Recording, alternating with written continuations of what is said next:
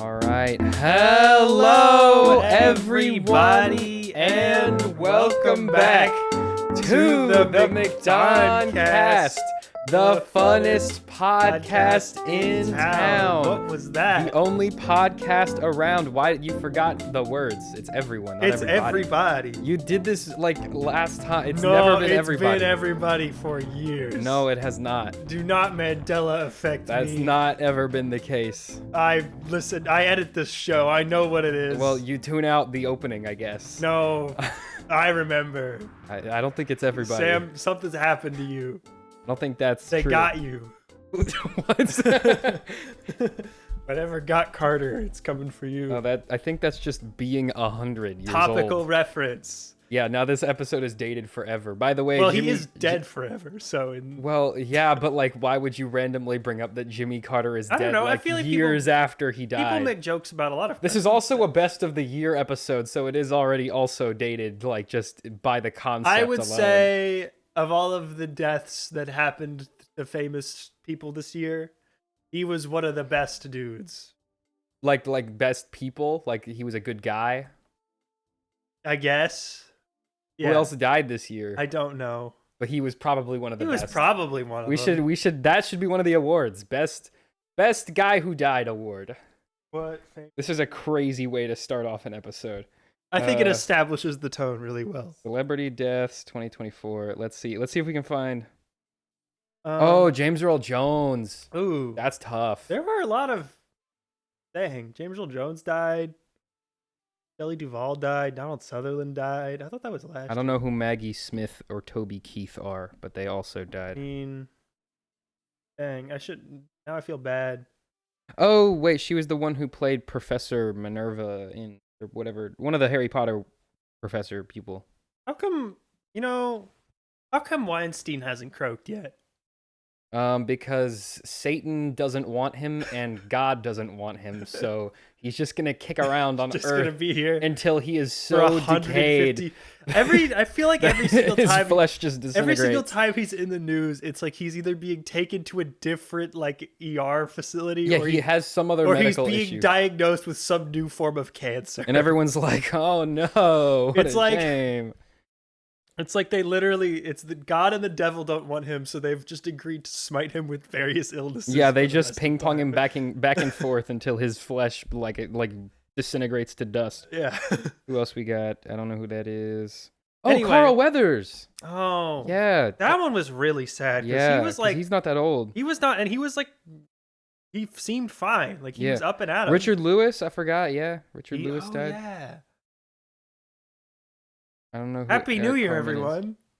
I don't know who that is. Anyway, so yes, Oh, O.J. Simpson. Oh, okay. If we had, that's the one for worst bloke to die. If Harvey Weinstein had died, then that would have we would have had a race there for who's the worst. Dang, we're just waiting. We're waiting for 1 year where we just get two. There's a Best Dude in Heaven award and a Best Dude in Hell award. Well, it wouldn't be Best Dude in Hell. It would be Worst Dude in Hell. Worst Dude in that Hell. died that Although- year. And these celebrities would probably not be on the list. It'd probably be like, like a warlord or something that got like. That's what I'm exploded. saying. I really hope there's like some just like horrible dictator who died this year, some like serial murderer. But I feel like I never see them dying in the news. Yeah, like never. No, they're always like, oh, they're 95 years old and they're still kicking. It's like, why? And they just now decided to smite the population even further. Like, okay, cool. Okay, cool. That's awesome. Thank you.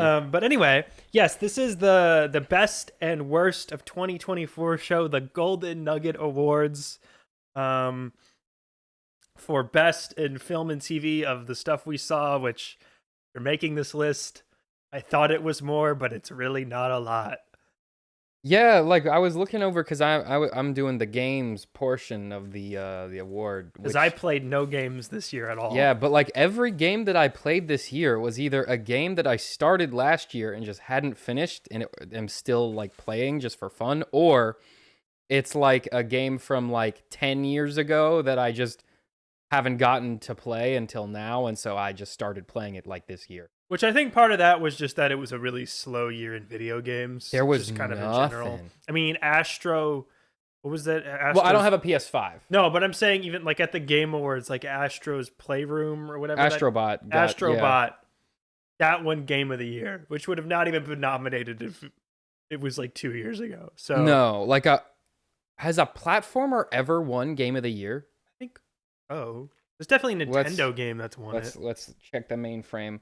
Game Computron of the Scan year. Game of the Year winners for dumb Nintendo list. game for baby. What? 2021 It Takes Two, and 2022. 2021, that's another platformer for it. Oh yeah, so we have two platformers, or one platformer for the actual Game Award. That's the only platformer on this list so far. But if you count, it's well, two okay, if you yeah, count Astrobot. obviously Astrobot we haven't gotten there yet. That one you had four that were nominated. Because Ratchet and Clank, Psychonauts, and Dread were all platformers. Yeah, and then we had Elden Ring 2022. Again, all-time classic, one of the best games of all time. If you haven't played Elden Ring, do it. Tucker still has not played Elden Ring. Nope, I own it. December. Had it for 2 years. 2023, we had Baldur's Gate 3. Phenomenal game. It's super duper duper long, though. I still haven't finished it. And they've added like 2 more chapters to the game that happened after the end of the game that it released with, and I just haven't had any time to do any of that, but it seems really, really cool. They keep adding more stuff to it. And then in 2024, we have Astrobot with the little Sony. Dang, like just looking at this is such a lame, even just compared to the year before. 2023, you had Baldur's Gate 3, Alan Wake 2, Zelda Tears of the Kingdom, Spider-Man 2, Resident Evil 4 Remake, and Mario Bros. Wonder. Well, I mean, the nominees list was kind of. And then in 24, sad. You have like Elden Ring DLC, Final Fantasy 7 Part 2 or 3. I don't even remember when that was. Yeah. Whatever Metaphor ReFantazio. So that is a fantasy. Is that like a JRPG? It's made by the same guy that makes Persona, but it was like a fantasy version of it. So that game was actually pretty big. Balatro? That's a huge. Apparently, it's one of the best roguelikes of all time. It's like a card based. It's massive. And it was a single dev who made that game. And Black Myth Wukong. That one you probably heard of. We covered that one a little bit. Yeah, because everyone that turned into because it was one of those like anti-woke games, yes, even though because it was made by like a Chinese company or something. It was made by the Chinese video game company. Yeah, and for some reason, the Chinese Communist Party, that's famously anti-woke. Cool. They Um, love capitalism over there. That's their favorite thing to do. Yeah, so yeah, the Game of the Year nominees were kind of. Black Myth Wukong, at least was like it was big. It was big for a little bit. Metaphor is, as far as I understand, a really good game, but it's not. That wasn't going to break out into the wider like game world. Like that has its audience, and it's not really going to branch out from that very far. Balatro, just on the basis of it being an indie game, probably wasn't going to win. Like it's very hard for an indie game to break out like into Game of the Year. I don't know none of them have won Game of the Year. I remember Celeste. Wasn't Celeste nominated? Yeah. So I mean, these are. Oh, actually, I think technically Larian was an indie dev until Baldur's Gate 3. So I guess technically, sort of, they won. Did they get acquired by Sony? Or? No, they're still independent. They just are now big enough that they are a AAA. Count your days, Larry, and Xbox Game Studios is coming for you like they come for them all. They are the reaper that consumes the souls of the gaming industry. You will be purchased, develop a game for 6 years, never release it, and then be shut down. Or release it, it'll be somehow unfinished, even though you've been working on it for 6 years, and it will be shut down. You'll have spent $400 million on it for some reason. We spent $400 million on this. Did you see the Sony CEO's absolute crash out? Yeah, I was trying. It's literally that meme. We're going to talk about the spum stuff later, so I was just going to say. Yeah, it was word for word the meme from that Smiling Friends episode. Let's do some awards now, Sam. Are we doing our first award? Let's do awards. Sam, the nominees. We're going to start off with Best Comic Book TV Show. All right, we have Echo, X-Men 97, The Penguin, Agatha All Along, Creature Commandos, Suicide Squad, Isekai, Batman Caped Crusader, Invincible Season 2, Part 2, My Adventures with Superman Season 2, What If Season 3, and The Boys Season 4. Sam, did you finish What If Season 3? I shotgunned I'm it like all this 4 morning. episodes in, I think. awful. Just a giant waste of everyone's time. You know what? I don't understand. I have an insanely hot take. Do you like this show? No. But What? the Howard the Duck episode, Oh my god. not that bad, actually. It was not good. It's not related to anything. I don't understand. It's not a what if episode. No, I don't But as like it. just a episode of a show, it was fine. I was expecting it to be way worse, and then I watched it and I was like, oh, that joke was all right. Like when he's like, you're a gambling addict, and he pulls out like a AA token, and he's like, oh, that's the wrong one. Like I was like, okay, that was kind of funny. Yeah, no, I was just like, why are we doing this? I mean, yeah, it's not good, but like I thought it was all right. It's not a what if episode. No, none of them are. They're all terrible at their own concept. Like the finale of the show is literally a bunch of OCs like getting the Watcher powers and then punching the Watchers.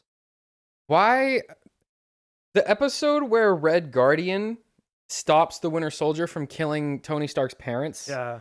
And then in the future, Iron Man is still in the Avengers? Yep. No, he's not. Yeah, he wouldn't. None of that happened. None of that would have happened. And Captain America probably wouldn't be there either. Because Howard Stark never, like, tried to find him. Or, like, started that whole... Like, S.H.I.E.L.D. would have been completely different because Howard Stark would have been more involved. Peggy would probably have never been Hydra'd. It probably would have never been Hydra. So many things would... That is such a cool concept. Genuinely. What if Stark's parents survived? And sure, Red Guardian can be the reason why they survived. That doesn't really matter. But what if Stark's parents... Genuinely, great episode concept. They do not explore that at all. They're not even a little bit. Like, they're literally... The whole idea of, like, they just get chased around by a random FBI agent who has Ant-Man powers for no reason. It's so weird that they chose to, like, work backwards for all of their concepts. Where it was like, conceivably how a what if show should work is you decide on one little thing you change, and then, like, you figure out what the ramifications were that be, and then you'd write from there. How they do it instead is they go, we want to do a cowboy episode, we want to do a Bucky and the Russian Captain America team up, we want to do an episode where Howard the Duck and Darcy Lewis are married for some reason. And then they work backwards to figure out, like, what is kind of a what if premise that makes that work.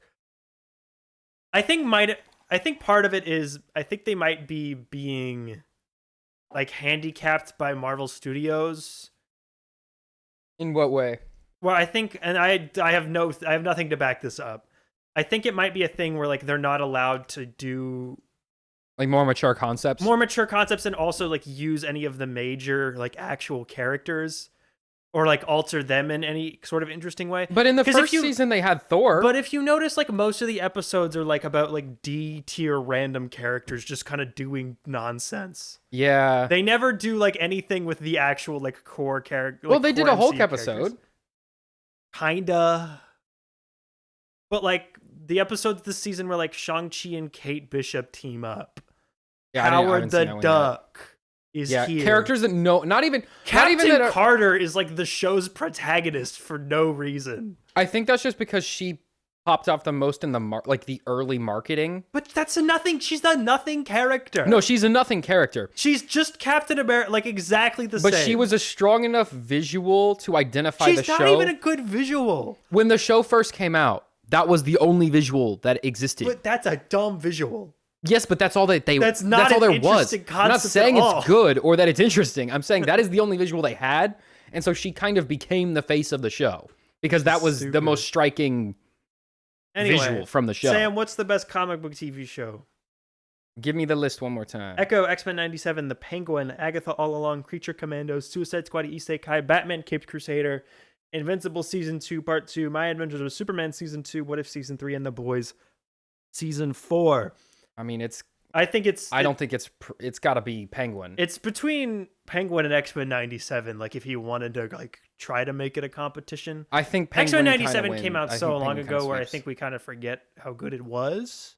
The animation was really, really good. I think the story. I mean, I thought it was really good. All around. Haven't seen the original X-Men show, which I haven't either. But I think so. For me, I was just like trying to figure out what's going on for the first like couple episodes. I got it pretty easily. Yeah, but you also like watched like some recaps and stuff. I know. I didn't do anything. I just saw that like Charles Xavier went to space at the end of the. That's pretty much all you need to know. But like, the show is very good, but I think Penguin was like a different level of good. Yeah, it's almost like it shouldn't even be in the same category as. Yeah, it's kind of like it broke out of the comic book sphere into the Echo? General audience sphere. Remember the Echo show? Vaguely. You watched all 5 I remember episodes. he had magic. Kingpin had contact lenses that let him translate. That would translate him to sign language. Yeah, that was cool. That whole show was. Agatha was good, although nothing to really. Although it was kind of funny that they were like, Kaori is the first Native American superhero character already around, and Echo just like already existed, and they forgot about their own character. Like, that's just sad. That's really sad. Creature Commandos is good. It's not over yet. It's fine. Suicide Squad Isekai. Me and you watched half of the first episode. Mm. Did you watch it like later? I watched like 3 more episodes and it was just boring. Okay. So I forgot it. Batman King Crusader was fine. Invincible Season 2 Part 2. I mean, that's half of one season of a show. I can't really give it. I don't even know how you would measure that. Yeah. My Adventures with Superman Season 2 is fine. What If Season 3 is bad. The Boys Season 4 is good, but it's not even as good as the other seasons of The Boys. I really liked My Adventure with Superman. That is a good show. And I think that version of Supergirl is the most interesting version of that character we've ever seen. Sure. Like, can you think of any time she's been interesting? I've heard that comic that the new movie is based on is good. I haven't read it. I'm going to before the movie comes. Like, making her into kind of like a evil. Yeah, not even evil, but just like a kind of a brainwashed soldier. It's a nice little story arc for the show. Yeah, and it gave her something to do. It was interesting. Brainiac too. I thought it was a really different take on Brainiac, but I thought. I thought Brainiac was really cool, and he was actually like scary, like kind of menacing. Yeah. I think changing his design was the right choice. I thought it worked fine. Because him being a green guy, I don't find particularly menacing most of the time. I think it's okay most of the time. Yeah, it just it is a dated design. But I do think that's a really good show for like people who aren't. Especially like little kids who probably think Superman's like boring. For sure, yeah. I think that show does a really good job of making it. Okay. Also, it does a good job of balancing Superman's powers as well. I like how. Also, it's a really cute like rom-com too. Yeah, like all the Lois Clark stuff is really good. Yeah, they're really compelling. Their relationship dynamic is really fun. I like the way they handle Superman's powers, where he kind of like has like 2 different forms. Where he's like there's like base form Superman, where he's just like kind of strong and he can fly and stuff. Yeah. And then there's like his like Super Saiyan form where he like, he gets amped up and he can shoot lightning or whatever it is. I don't remember all the extra bonuses he gets, but like where he's in like his super form, right? Anyway, yeah. So Penguin, easy winner. Penguin sweeps. It's like Penguin was better than it had any right. Penguin is better than a better version of the Penguin has any right to be. Yeah. Yeah. Like, it is better than our most optimistic possible No, that show was just like idea of that show could be. Expertly written, like amazingly acted. Like Colin, like as good as Colin Farrell is and completely transforms into that character. Yeah. Like Kristen Milioti is fantastic in that show. Mm-hmm. Like genuinely steals every scene she's in. And that character in the comics is fairly different. Basically doesn't exist. She does. She has a really big role in Dark Victory, which is the Long Halloween sequel. Mm-hmm. But she's very different from how they did her in. Yeah, she's literally just in a the crazy show, lady. And I think it works even better in the show. Like so much better. How they handle all that was just great. Because her character in that was literally just like a crazy lady. Like that yeah, pretty much. Kind of it. Yeah. Worst comic book TV show. It's all the same nominees. Which one's the worst? Genuinely, I didn't. The only one of these that I genuinely like dreaded watching was What If. What was the?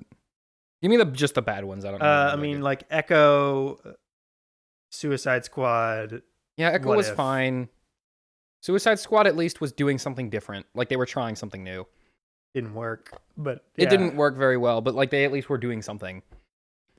Yeah, what if I just genuinely that was a drag, and I was just putting it off because like I was like I don't want to have to come do this every And day. it like I'll before, just sit there and half watch it while looking at my phone. yeah, I've only been watching it like as like second monitor.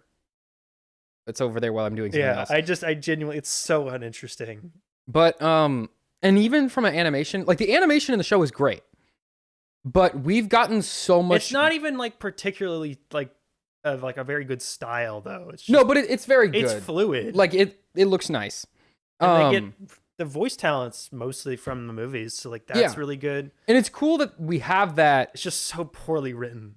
Yeah, it just and conceived. Like conceptually they did a poor job. I've never seen a show, I think ever, fumble an easier win. Yeah, we still don't have a "What if the other half was snapped" episode. That should be number 1 on the list. Like there's a couple, but even like the Doctor Strange. What if Ultron worked as intended? Yeah, well, like another really cool concept. They did What If Ultron won. No, but he was still evil. Like, I'm saying, what if he was good? If the version of Ultron Iron Man wanted to create actually worked out? Like I feel like even the best episode, which was the Doctor Strange episode, which was from the first season, like 4 years ago. Yeah, that they had to change how the MCU went in order to get that episode to work. Yeah. It's not even a what if of the movies, it's its own thing. And it's really good. And it's good, but even then, it's like, not that's a what if not episode. The premise. Yeah. Like you had to do a separate thing. And it's just genuinely most of it's and you boring. could have done it as a what if. You could most of it's boring, it's not fun, it's not funny. They always try to like do emotional arcs within the episode, but they have so little time to establish anything. I think the reason why Captain Carter is such a big character is because that is the only what if premise. What if you gave the serum to someone else? That is the only one where it makes sense from the movie, where they don't have to change every single other event. Where it was one choice that changed the way the MCU worked. And that's the only one that is an actual what if episode. They could have even done more outlandish premises if they just worked their way towards that. It's the fact that they just immediately started with random nonsense and there was like zero cohesion or thought out ideas or like logical leaps of where we started to where we were going. Like the zombies one. What was that? Like, we wanted to do a zombies episode. It's like, okay, that's for something else. That's not, you don't have to do everything in this one show. And the Marvel Zombies comics are actually a really interesting take on zombies. And they are doing a TV show, but it's by the same people, so it's probably so it's probably just going to be that, but a whole show.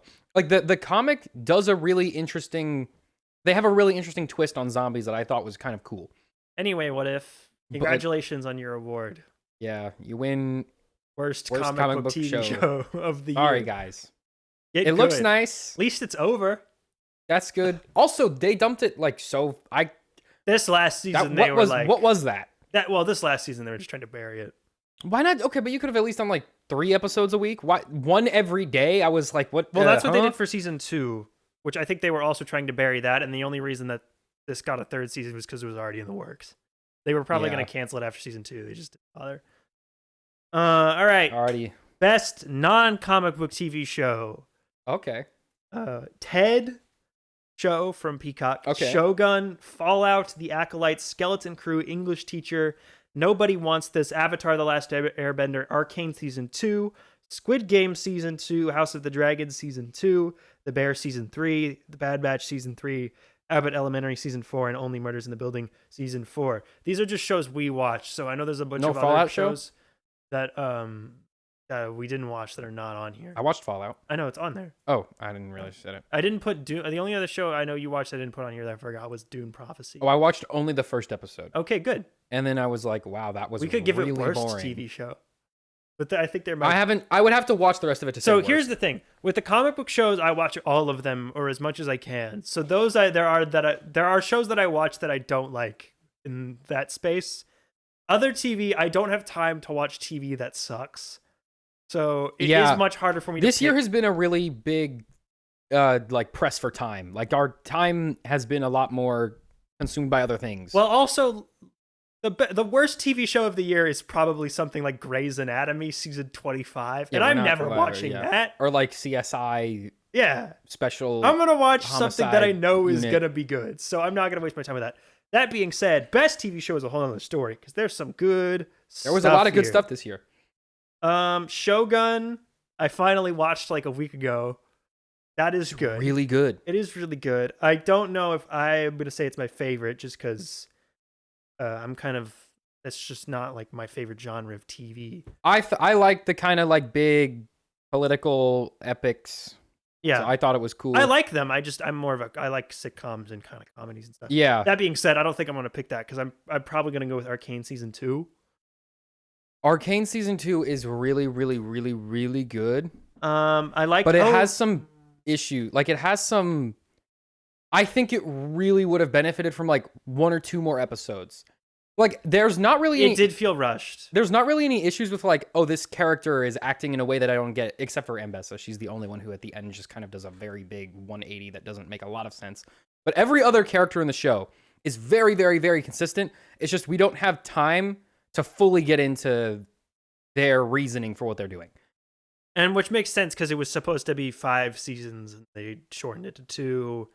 And they spent $250 million on it, and very few people watched it. So there's no way very few people. It didn't. Everybody seems like they watched it. Didn't even perform very well on Netflix. I think.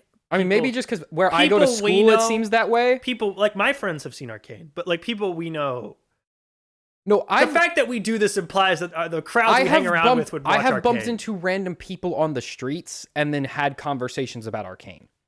But the shows that blow up on Netflix are usually watched by very normies. Like like Stranger Things. You need like teenage white girls to be binging that stuff, and they're not watching. They're watching Nobody Wants There's no This, way Arcane, which I also watch. There's no way Arcane has less viewers than Riverdale. Oh, 100% has less viewers than Riverdale. What season of Riverdale are we on? I think is Riverdale still going? Done. I think they ended like 2 Didn't years they end ago. in the 1950s and they got their memories Yeah, erased? no, it was revealed that like they had secretly been like a what is it when 4 people are in one relationship? No, that's not real. Wasn't that canon? No, so I watched do you know Super? No. Hang on. I'm not gonna get into it, but do you know who Super Eye Patch Wolf is, like the YouTuber? No idea. Okay, you would really love his videos if you watched his videos. But he does like super long, in depth, like very methodical, like analyzations of either like a piece of media or like a phenomena that he's identified or stuff like that. But he did like he's done 2 like hour-long videos on Riverdale, and like nothing ever makes sense. But the show is in like a constant pursuit of upping the stakes to the point where it becomes like a parody of a parody of a parody of a parody of itself.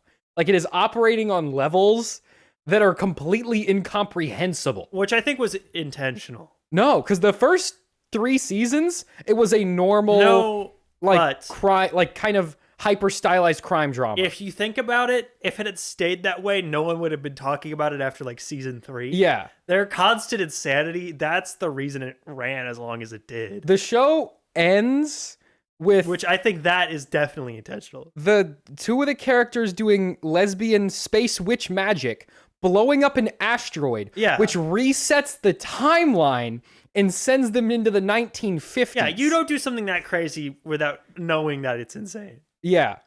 But anyway, best non-comic TV show. I really like The Bear season 3. It's not as good as season 1 or 2, so I'm not going to give it. I still haven't finished it yet, TV but I am show. watching it. People hate that. I don't get Why hating would you it. hate? No, it's good. Like it's still clearly good. But it's not as good, but like season 2 of The Bear is like some of the best TV ever made. So it's not like that's easy to like live up to. And it's obviously a lot of setup for the 4th season, which is probably going to be the last one. It does feel a little bit like it's kind of spinning its wheels. Yeah. Like a lot of the character... they probably could have shortened the amount of stuff. A lot of the bickering between characters feels like stuff that we've already settled and are still bringing up. Mm-hmm. And it's like, okay, how many times are we going to rehash this? It should have just been one very long 3rd season instead of 2 seasons. It's going to end up being. Yeah. Anyway, did you watch Squid Game season 2 yet? Watch what? The 2nd season of Squid Game.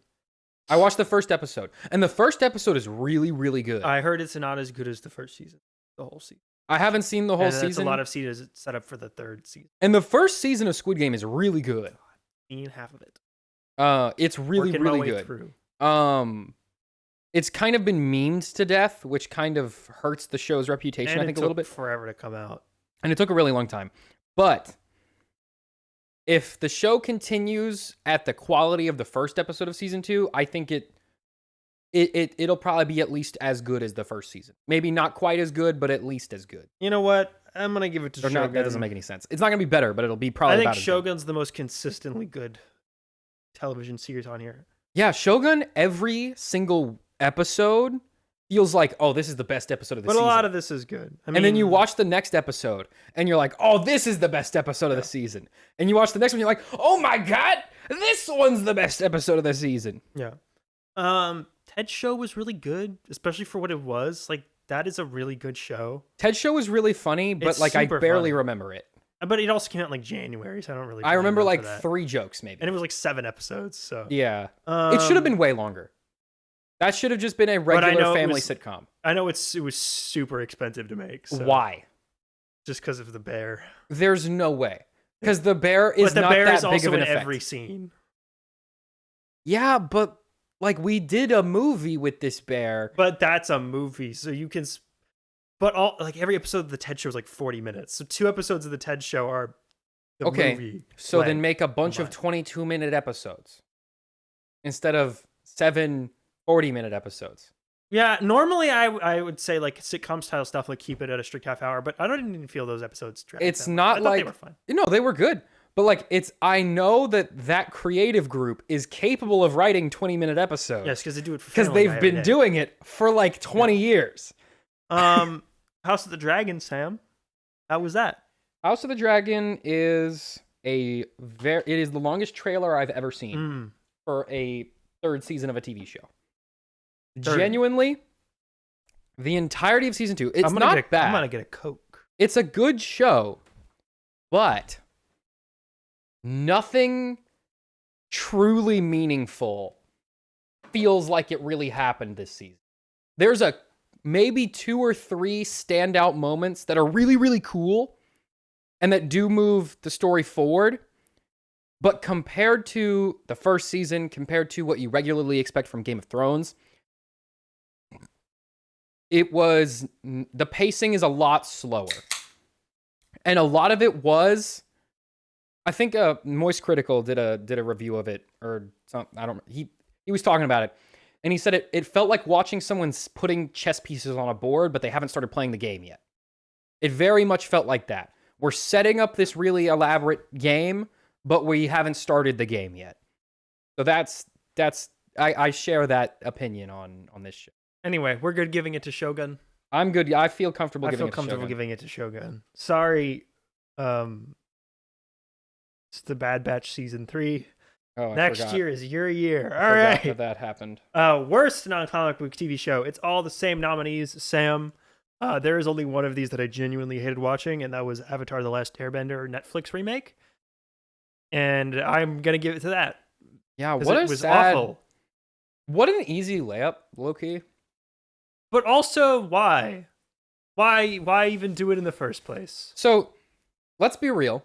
There's a 0% chance it was going to be better than the original. No. A 0% chance. Ever.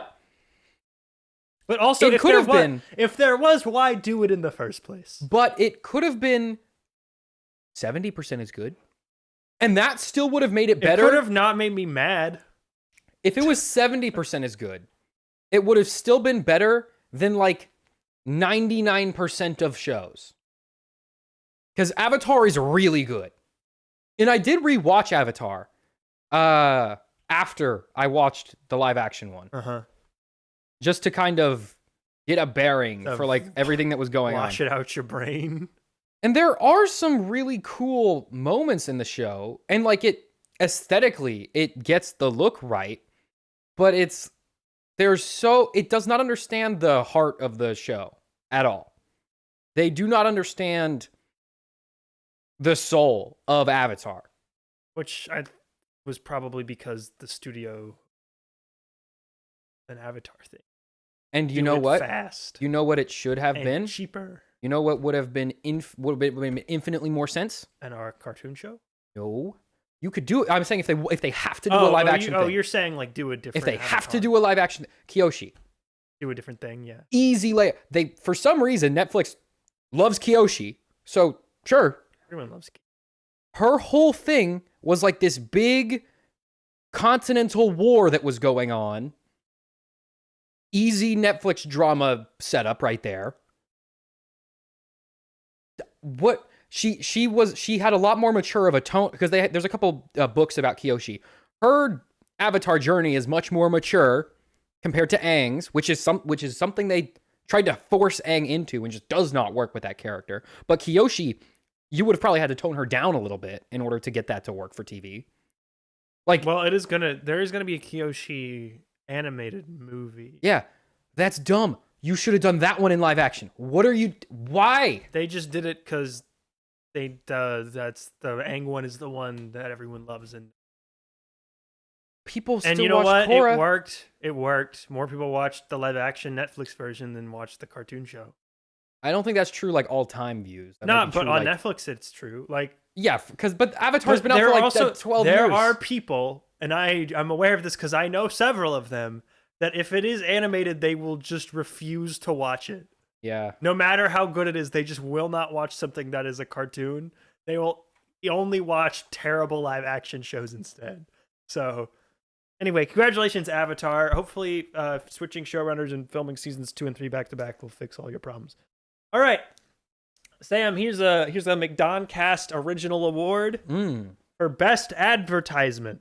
So I put this last year. I didn't know this was a thing. Well, last year we had all of those product biopic movies. We had like 5 of them. Oh yeah, we did. So this year it was a little bit more of a stretch. Yeah, we didn't really have any of those. So the nominees are Unfrosted, which is an ad for Pop-Tarts. That's the Jerry Seinfeld Pop-Tart movie. I don't think I've seen that, but okay. Borderlands, which is an advertisement for Borderlands video games. Yep, and a bad one. Sonic 3, which is an advertisement for Sonic video games. Transformers 1, which is an advertisement for Transformers toys. Arcane, which is a League of Legends ad.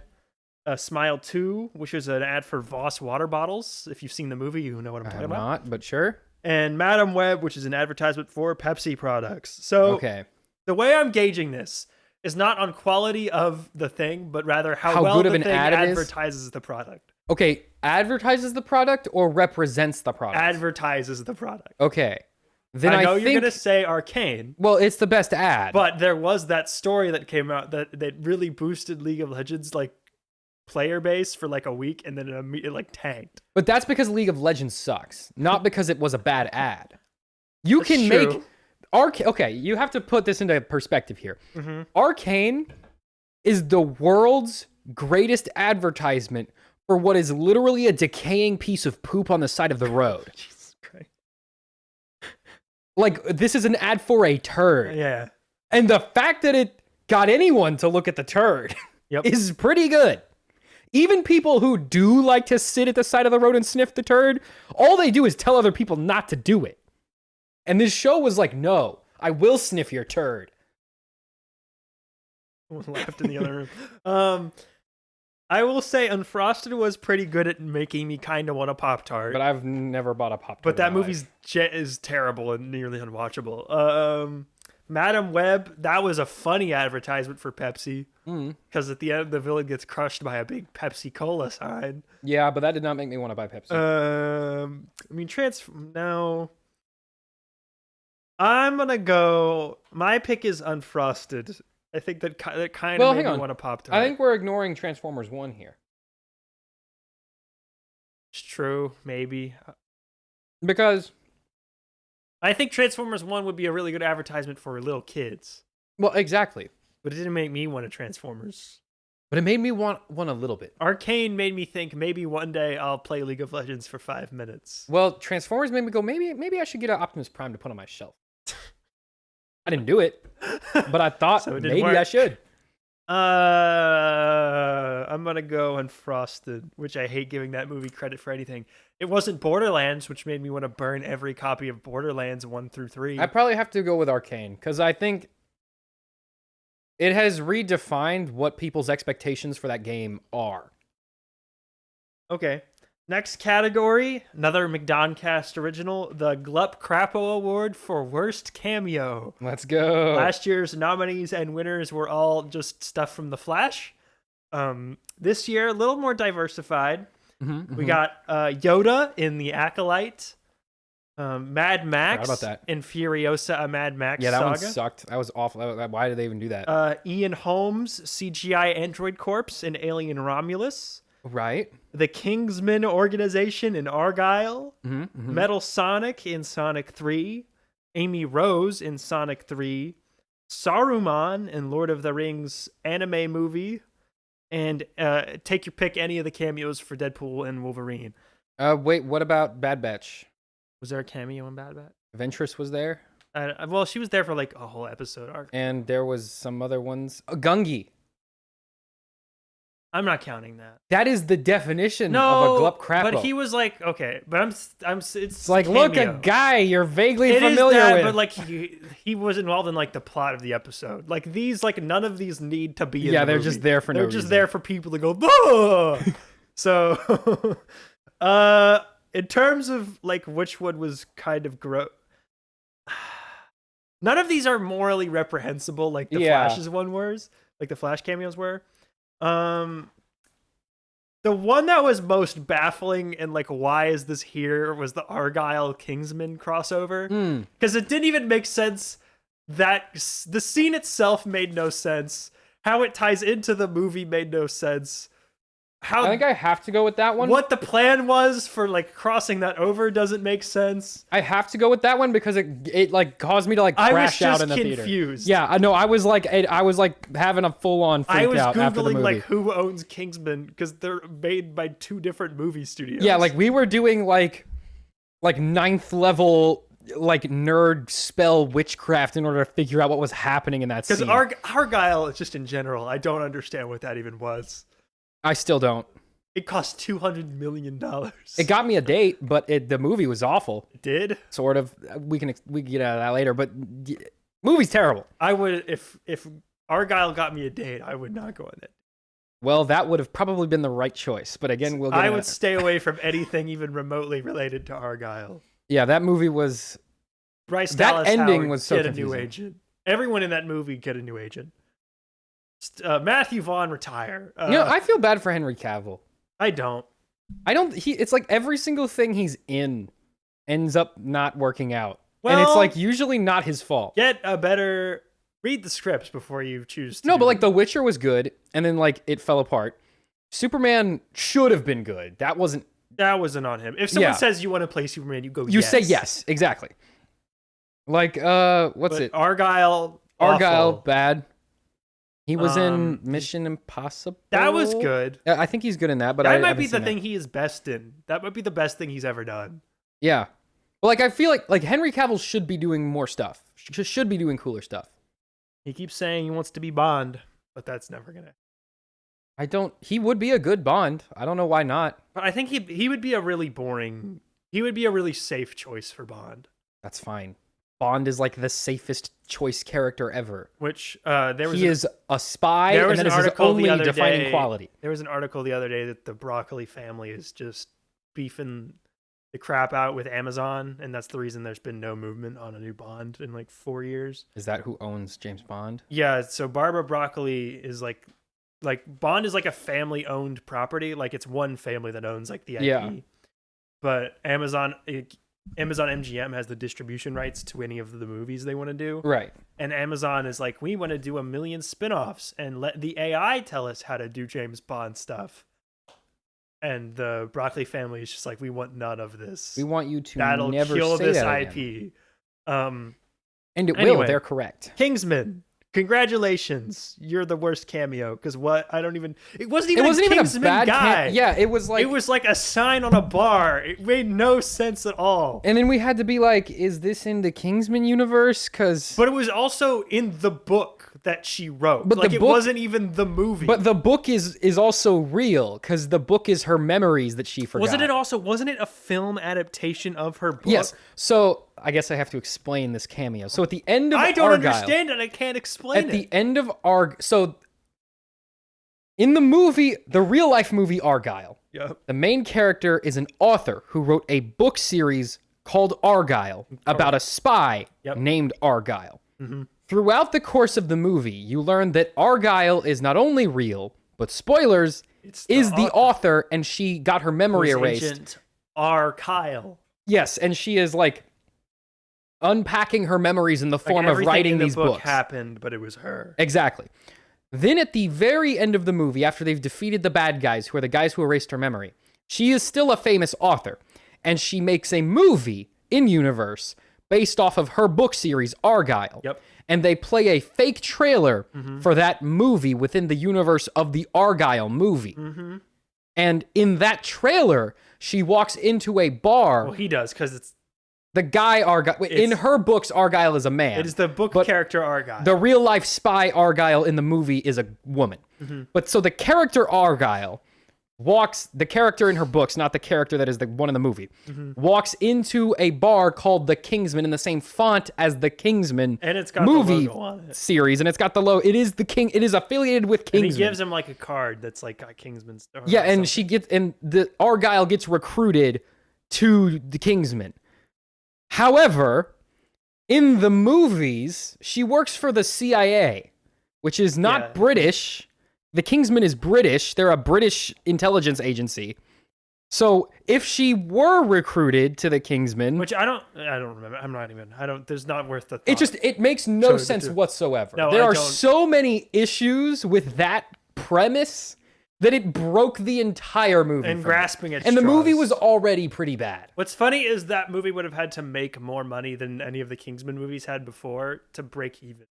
Like, that movie was very... Like, I could have enjoyed that movie on the basis that it's, like, very campy and silly, and you don't take it seriously at all, and it's just a goofy rom-com spy movie. That movie gave me, like, a headache. It's really bad, but, like, I could understand enjoying it on that level if you just, like, me and you that's talked all about you it wanted. for an hour. You can go watch that. And then, but, like, that post-credit scene broke the movie. Yeah, for I me. had no idea. I was like, no, I am now actually so confused. I don't even know understand. how to proceed with my day. Yeah. All right, cool. Next award, Best Dad Movie. The nominees, Gladiator 2, Rebel Moon Part 2, The Scargiver. Nope. The Not that one. Beekeeper, The Fall Guy. Okay. Bad Boys, Ride or Die. Maybe you didn't see it. Deadpool and Wolverine. Okay, that's a dad movie. Red 1. Red 1 is not a dad movie. I I think it's got to be Gladiator 2, I think. 2. Yeah. I think that's the thing dads would like the most. I think Deadpool Just and a Wolverine... guy being angry and doing fight. Deadpool and Wolverine would have been a dad movie if it was like if it wasn't like a big IP movie. Like if you took that, like that whole movie, and just reskinned it to not be Marvel related, it would have been a dad movie. Dad movies also have that feel. They have it's kind of a specific feeling. It's kind of got to be its own thing a little bit. Mm-hmm. It can't be too. You can't even really describe it. Yeah, it's usually got like an old guy doing cool stuff. Yeah, you got to have an older guy who's a little past his prime, Gladiator, but he can still really do it better that. than anyone else. I guess Denzel is a little bit of that in Pedro Pascal because he's like yeah. But that, which I think that's why Bad Boys qualifies, because Bad Boys has two old guys doing cool stuff and being cool. But that's the fourth in a franchise. Will Smith has kind of fallen off. But I do think it didn't pop off the way it could have. Dad movies have to have this like feel or like this philosophy also, of like the young kids are doing it wrong. Yeah. But the old guys, and the Gladiator has a little bit of that energy because it's such an old and I think movie. It qualifies because it's made by an 82-year-old man. Yeah. Now the opening is really with the oil painting thing. I just learned this like a couple of days ago, but apparently the Scott Free, that guy, the same guy, did that whole opening for that movie, like all the paintings for that. That's cool. Yeah, which is pretty cool. Right, cool. Gladiator 2, best dad movie. I think last year we gave it to wasn't Oppenheimer, but dad movie came. I don't remember what movie came out last year. Anyway, something got it. 2023 was like not real. All right. Best MCU product. What? Is this another McDonCast original? Deadpool. This is just everything they did this year. Deadpool and Wolverine, Echo, Agatha All Along, What If Season 3, and the 15 Captain America Brave New World trailers. I'm counting those as things they did this year. I feel like every week there's a new Captain America Brave New World trailer. Was Agatha all along the best thing they made? Well, Deadpool. I think. Yeah, but Deadpool's kind of its own thing. If we're being objective, I think it is. I think Agatha All Along is the best thing they did this year. I think I have to agree. Like, I would watch I've said this before, but Deadpool and Wolverine, if it was like 2 minutes longer, I would have been like annoyed. But I also only watched Agatha because like a girl made me watch it. I mean, I watched it. I would not have watched it I otherwise. feel obligated to watch all of this stuff at this I'm point. glad I did finish it though, because we were not still talking by the time I finished the show. And the ending, low key, like I thought was really interesting. I think it's the best. I think the ending saves the show for me. It's a really good show. Like, I do think that's good. I think it might win. I think somehow. Is this another Loki situation where like the character that like I absolutely did not care about at all whatsoever somehow clutched the best thing of the year? I think everything else was so insanely mediocre. I mean, they did almost nothing this year, and most of it was mid. So, I mean, Agatha's not even great. Like, it's just barely above average. It's just good. So it's like barely in the category of like good. Deadpool was a fun watch, but I have no urge to like go back and watch. No, I only rewatched it because I watched it with Nick, and I knew that Nick would really, really like it. Yeah, and it's worse than the first two Deadpool. Yeah, it's not even really related to Deadpool, which is kind of one of its flaws. Yeah, which is kind of a big issue. So, but the congratulations. Right here. That's true. That's it's a good poster. Movie. Yeah, and they sold these necklaces the Cinemarks. Congratulations, Agatha. Turns out she was winning all along. I don't remember the song. I was gonna just sing it. All along. Yeah, that's it. That's the whole song. Best DC product. Creature Commandos, The Penguin. Oh, okay. What's Joker, the point Filet, of the rest of this list now? Suicide Squad, Isekai, Kite Man. Hell yeah! Is that the? They subtitle? did a Kite Man show this year. Yeah, isn't it in the Harley Quinn show? It's a spinoff. Yeah, I didn't watch it. It's the Penguin. It's not even close. Nothing they've made ever. I'm tempted to give it to Joker because that's funny. That's something the Joker. I didn't would even do. finish the Joker. Did you start it? I didn't start the Joker. I haven't seen the Joker at all. Everyone hates it. It lost like $100 billion. I want to watch it. I just have not. I liked it more than the first one. Because I liked how it was about how everyone who liked the first one was stupid and wrong. The first one was about how everyone who likes the first one was stupid and wrong. But apparently no one got that. And they just didn't get it. Yeah. Apparently, it did teach a lot of people that the Joker isn't cool. Which apparently no one knew. Like, you're not supposed to idolize the Joker. Hey, turns out the sociopathic, clown-themed mass murderer, but also not a cool guy. Specifically the Joker in that movie. Because he's not even that in the first one. No. Everything, like, what he becomes is completely an accident. He's just a very mentally ill man. Yeah. Anyway. He's just a depressed guy. Penguin wins. Penguin wins. Congratulations. Penguin does, I think, better than any other thing I've seen, except for maybe Game of Thrones, makes you hate this character so much. Almost in a way, but also understand him. It tricks you a little bit because it makes you, but it makes you think you understand, but it's him. Never like a thing where it tries to get you to sympathize with him. No, it's a thing where it's like, this is who this guy is, this is who he's always been. This is kind of why he does what he does, and also he sucks. Yeah, it's like the world of the Penguin is directly at odds with the fact that we're seeing the story from his perspective. Because from his perspective, we are seeing the justification for his actions, and so as an audience, we can understand why he's doing these things. By the end of the show, you're like, oh, actually, everyone else has been right about him 100% of the time, and he is actually just the worst guy ever. And he's a loser. Like, he sucks. Yeah. He kind of fails upwards. He just kind of weasels his way out of things, and he gets to the point where there's no one else left. Yeah. He doesn't win as a result of like brains him or being brawn. Better than everyone else. He wins as a result of him being the last one standing. The last guy around. Yeah. And I think that's I guess slight spoilers please go watch The Penguin if you haven't. Slight spoilers for The Penguin, skip ahead a little bit. I think that is exemplified most in his fight with Maroni. Yeah. When he's fighting him and he's losing the fight. And then, then dies of a Maroni heart attack. happens to have a heart attack and dies. And the Penguin's like, I win, you idiot. I win. I've always been on top. It's like, no, you didn't do anything. You were just here while he had a heart attack. All right. Sam, this is going to be a hard award to give out. Best Spum. Best spunk product. The nominees. Madam Web. Ooh. Venom the Last Dance. I didn't even see that one. Kraven the Hunter. Oh, man. Okay, here's the thing. If we're talking like which of these is the best movie, it's technically Venom 3. It's Venom 3, but Madam Web was funny. But Madam Web is the most fun We to had watch. a good gay old time. That guy next to us, He was cracking up at us We were cracking up. we were making jokes the whole time, and he he was kept going like, "Oh!" And his wife sitting next to him was like, "Who are these? Do you know these guys?" That was fun. That was fun. That was It's a awful. fun. And see, It's so bad. I will never watch it. I don't again. think I would ever watch it again. I think I would watch scenes that were like particularly I would watch a dumb. nostalgia critic review of this movie. I would not watch this movie. Venom again. 3, I don't want to watch either, but I would rather sit through that. Like, I feel like I could. If sit I through had that to like easier. actually watch one, I would watch Venom, obviously. Yeah.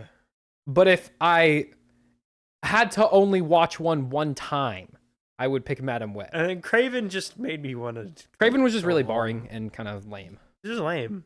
It's just kind of a nothing movie. And And the ADR is really bad.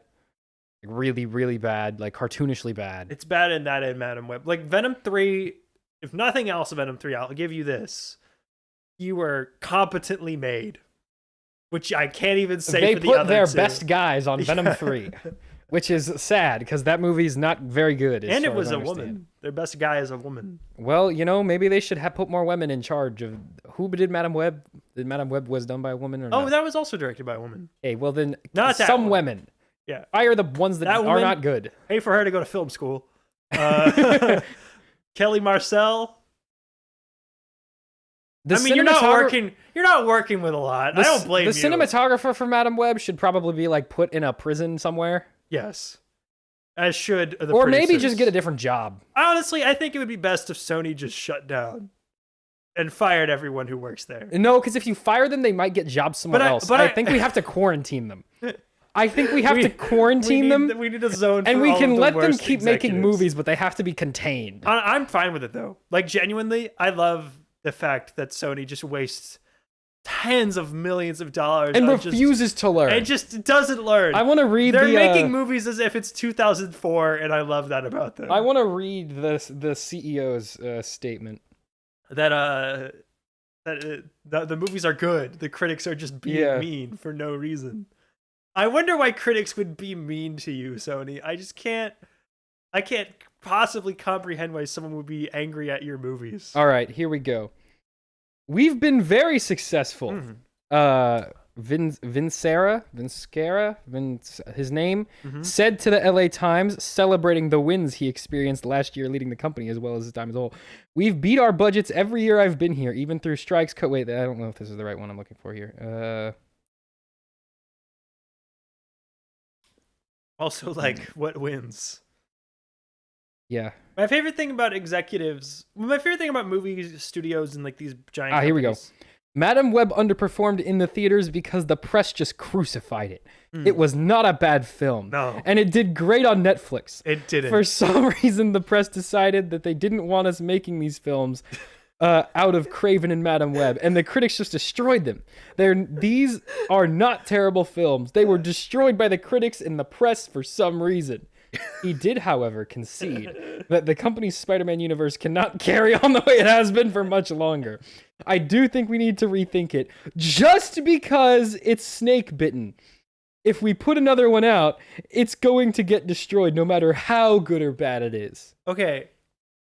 But if how good or bad it is doesn't affect it, why do you need to rethink it? It's almost like maybe these are terrible. No, he knows they're bad. He's saying this because he has to. I don't think he's seen them. No, he hasn't. But I think he assumes they're good because he thinks if I pay $200 million for a movie, it's gotta be good. And I don't think he watched it. Because I don't think you can watch Madam Web and come away with the conclusion that that was a good movie. Just like the idea that the press was like, you can't make a movie out of Madam Web. We will attack this no matter And what. you know how I know that this is incorrect? Maybe you just hired bad people. Because Venom made money. Yeah. And Venom's bad. Venom is not good. Venom is only watchable in the greater context of Sony's failures. Which is like unwatchable garbage. Yeah, like if you compare Venom disposable toilet to paper any medium. other modern day superhero franchise, with the exception of maybe Wonder Woman 1984, it is worse than almost all of them. It's bad as in comparison to like every movie that, like most movies that come out in a year. Yeah, it's only good compared to other Sony Garbage. Marvel movies. Yeah, other trash. And so it makes money because those movies are also fun, and Venom is the most well-known of those characters. Yeah, he makes money because he looks like Spider-Man. But then that raises the question. No one who wants Madam Web. That raises the question then. Why not just make a Spider-Man movie? Bring me movies of Spider-Man! But Sam, we can't only make Spider-Man. Yes, you can, We gotta actually. branch out. We gotta copy the MCU. Well, we're just as good. If only. Raven Hunter, If R-rated only movie. there were literally one comic book character in the history of comic books ever to have two popular, equally popular, with the exception of maybe Green Lantern, equally popular superhero iterations that the audience likes, that you could make stuff about. You're right, Sam. I think we could do two Craven the Hunter at once. Or you could not use Spider-Man at all and make a $200 million movie about the crazy guy who's half naked and dresses as a lion and hunts Spider-Man, except for Spider-Man's not even here! You know what's also funny about that interview? In it, he insists that Morbius was profitable. No, it wasn't! You're wrong! I love that they just have to say that, because otherwise, the fact they re-released it because of memes is the most embarrassing thing that's ever happened. No, he has to say that because he has what is called a fiduciary responsibility to his shareholders. And if the company is not profitable, they can legally remove him from his position. Well, he's stepping down. Good. He's retiring. Big shocker. So, no, it's only because he's like 85. It's not because he's like doing bad. No, again, what I was going to say earlier, what amazes me about all these like billion-dollar corporations is that they'll give these interviews and they'll release 15 movies a year that all tank, like just tank ridiculously, lose these hundreds of millions of dollars. And then at the end of the year, they'll all come out and they'll be like, guys, we made a profit this year. It's like, how? What are you doing? If everything you make loses money, what even is your business? Why are you making anything? Just make nothing and apparently you'll still make money. Well, and Dakota Johnson said that she was not surprised by Madam Web and that you cannot make art based on numbers and algorithms, which means they are making these based on the chart set. They also must have literally the worst AI ever. Because what AI is telling them make a Madam Web movie? Well, the guy with the chart goes, well, Spider-Man knows this guy, and the people, they know Spider-Man, and so then maybe some of the people who know Spider-Man, maybe they know this guy. And so that means $200 million movie for this guy. That's it. That is the only process that goes into picking these movies. So I'm going to ask ChatGPT which characters would work, which Spider-Man characters should get spin-off movies. That's interesting that it's giving me a bunch of Spider-Mans to make movies out of. I haven't... Oh, Kraven the Hunter and Madam Web are number 8 and 9 on this list. Which ones are above? Wait, is Morbius higher on the list? Morbius is not on the list. Oh, what? What do you mean? No. You see Skeletor, Jared Leto. No. He's gonna be. Oh yeah, I did see that he's. Skeletor. I did see that he's gonna play Skeletor. Yeah. I'm worried what he might do while method acting for that role. They need to put him in a box. Like, is he gonna like start killing random like beach goers, like random surfer dudes? At what point will Jared Leto just become a serial killer for a role? Well, let's never ever cast him as a serial killer. He's 'Cause played he will. several. Oh, Anyway, next award, Best Star War. The Star nominees: War. The Acolyte, Okay. Skeleton Crew, Okay. Tales of the Empire, Okay. and The Bad Batch Season 3. Okay. Star Wars did pretty good this year Solid year for Star Wars. Everyone hates The Acolyte because gay. because of gay. And it's just also not very good. It's also just kind of mid. but it's not worth But vitriolic I'm a anger. sucker for like cool lore. So when they add cool lore, I'm like, ooh, cool lore. And they added some cool lore. I will say this is the year Star Wars tried some stuff. They are doing things. Skeleton Crew and The Acolyte are both newer ideas. Not like the same thing we've seen Yeah. 800 million times. Acolyte was cool. And the fights, the best since the prequels. Easily. I mean, Bad Batch is okay. Tales of the Empire, that was the worst thing. But it's also not. Tales of the Empire was pretty It good. was fun. I'm going to pick Skeleton Crew. I like I've Skeleton only Crew. seen the first 2 episodes. It's so I fun. Can't... I like the pirate stuff. It's got a real sense of adventure about it. Jude Law is really good. I And think for me, It's super well directed because they have an amazing directing team on that show. But I think that is the most fun thing they put out. It's obvious. Okay, here's the thing about Skeleton Crew. It's obvious that it's for little kids. Yeah. Like that is the target yeah, audience. very clear from the get-go. But the fact that it is for little kids means they have to write the characters as if they're normal characters from a normal TV show. Yeah. And so they actually feel like people. That's something I noticed very early on is like, it feels like this is a real Show. place, like a real world that Yes. these characters actually exist And they don't in. just, they're not just like a bunch of stoic cardboard cutouts who just espouse their like random backstories that barely affect the plot line. Yeah. They feel like real, like the kids all feel like real kids They that feel are like Star Wars kids, fans yeah. that you would encounter. Like Jude Law's character, he's got some like interesting sides to him. I got to the point in the, like right where he was introduced. Well, like, but he's like fun, and he's obviously like a swindler. Like, yeah. You can tell like he doesn't hate these kids and he kind of likes them. Right. And he talks to them as if like a real adult would talk to kids. It's like, it's amazing that the best thing Star Wars could do is feel as if the characters in it are not like weirdos. But that's the point we're at. Well, I mean, it's hard when like all your characters have names that are like like a random combination of 4 letters. Mm-hmm. That kind of sounds like a normal sound. But like, if all of these shows, I think if Skeleton Crew got renewed, I'd be like, all right, that's fun. I'd watch more of that.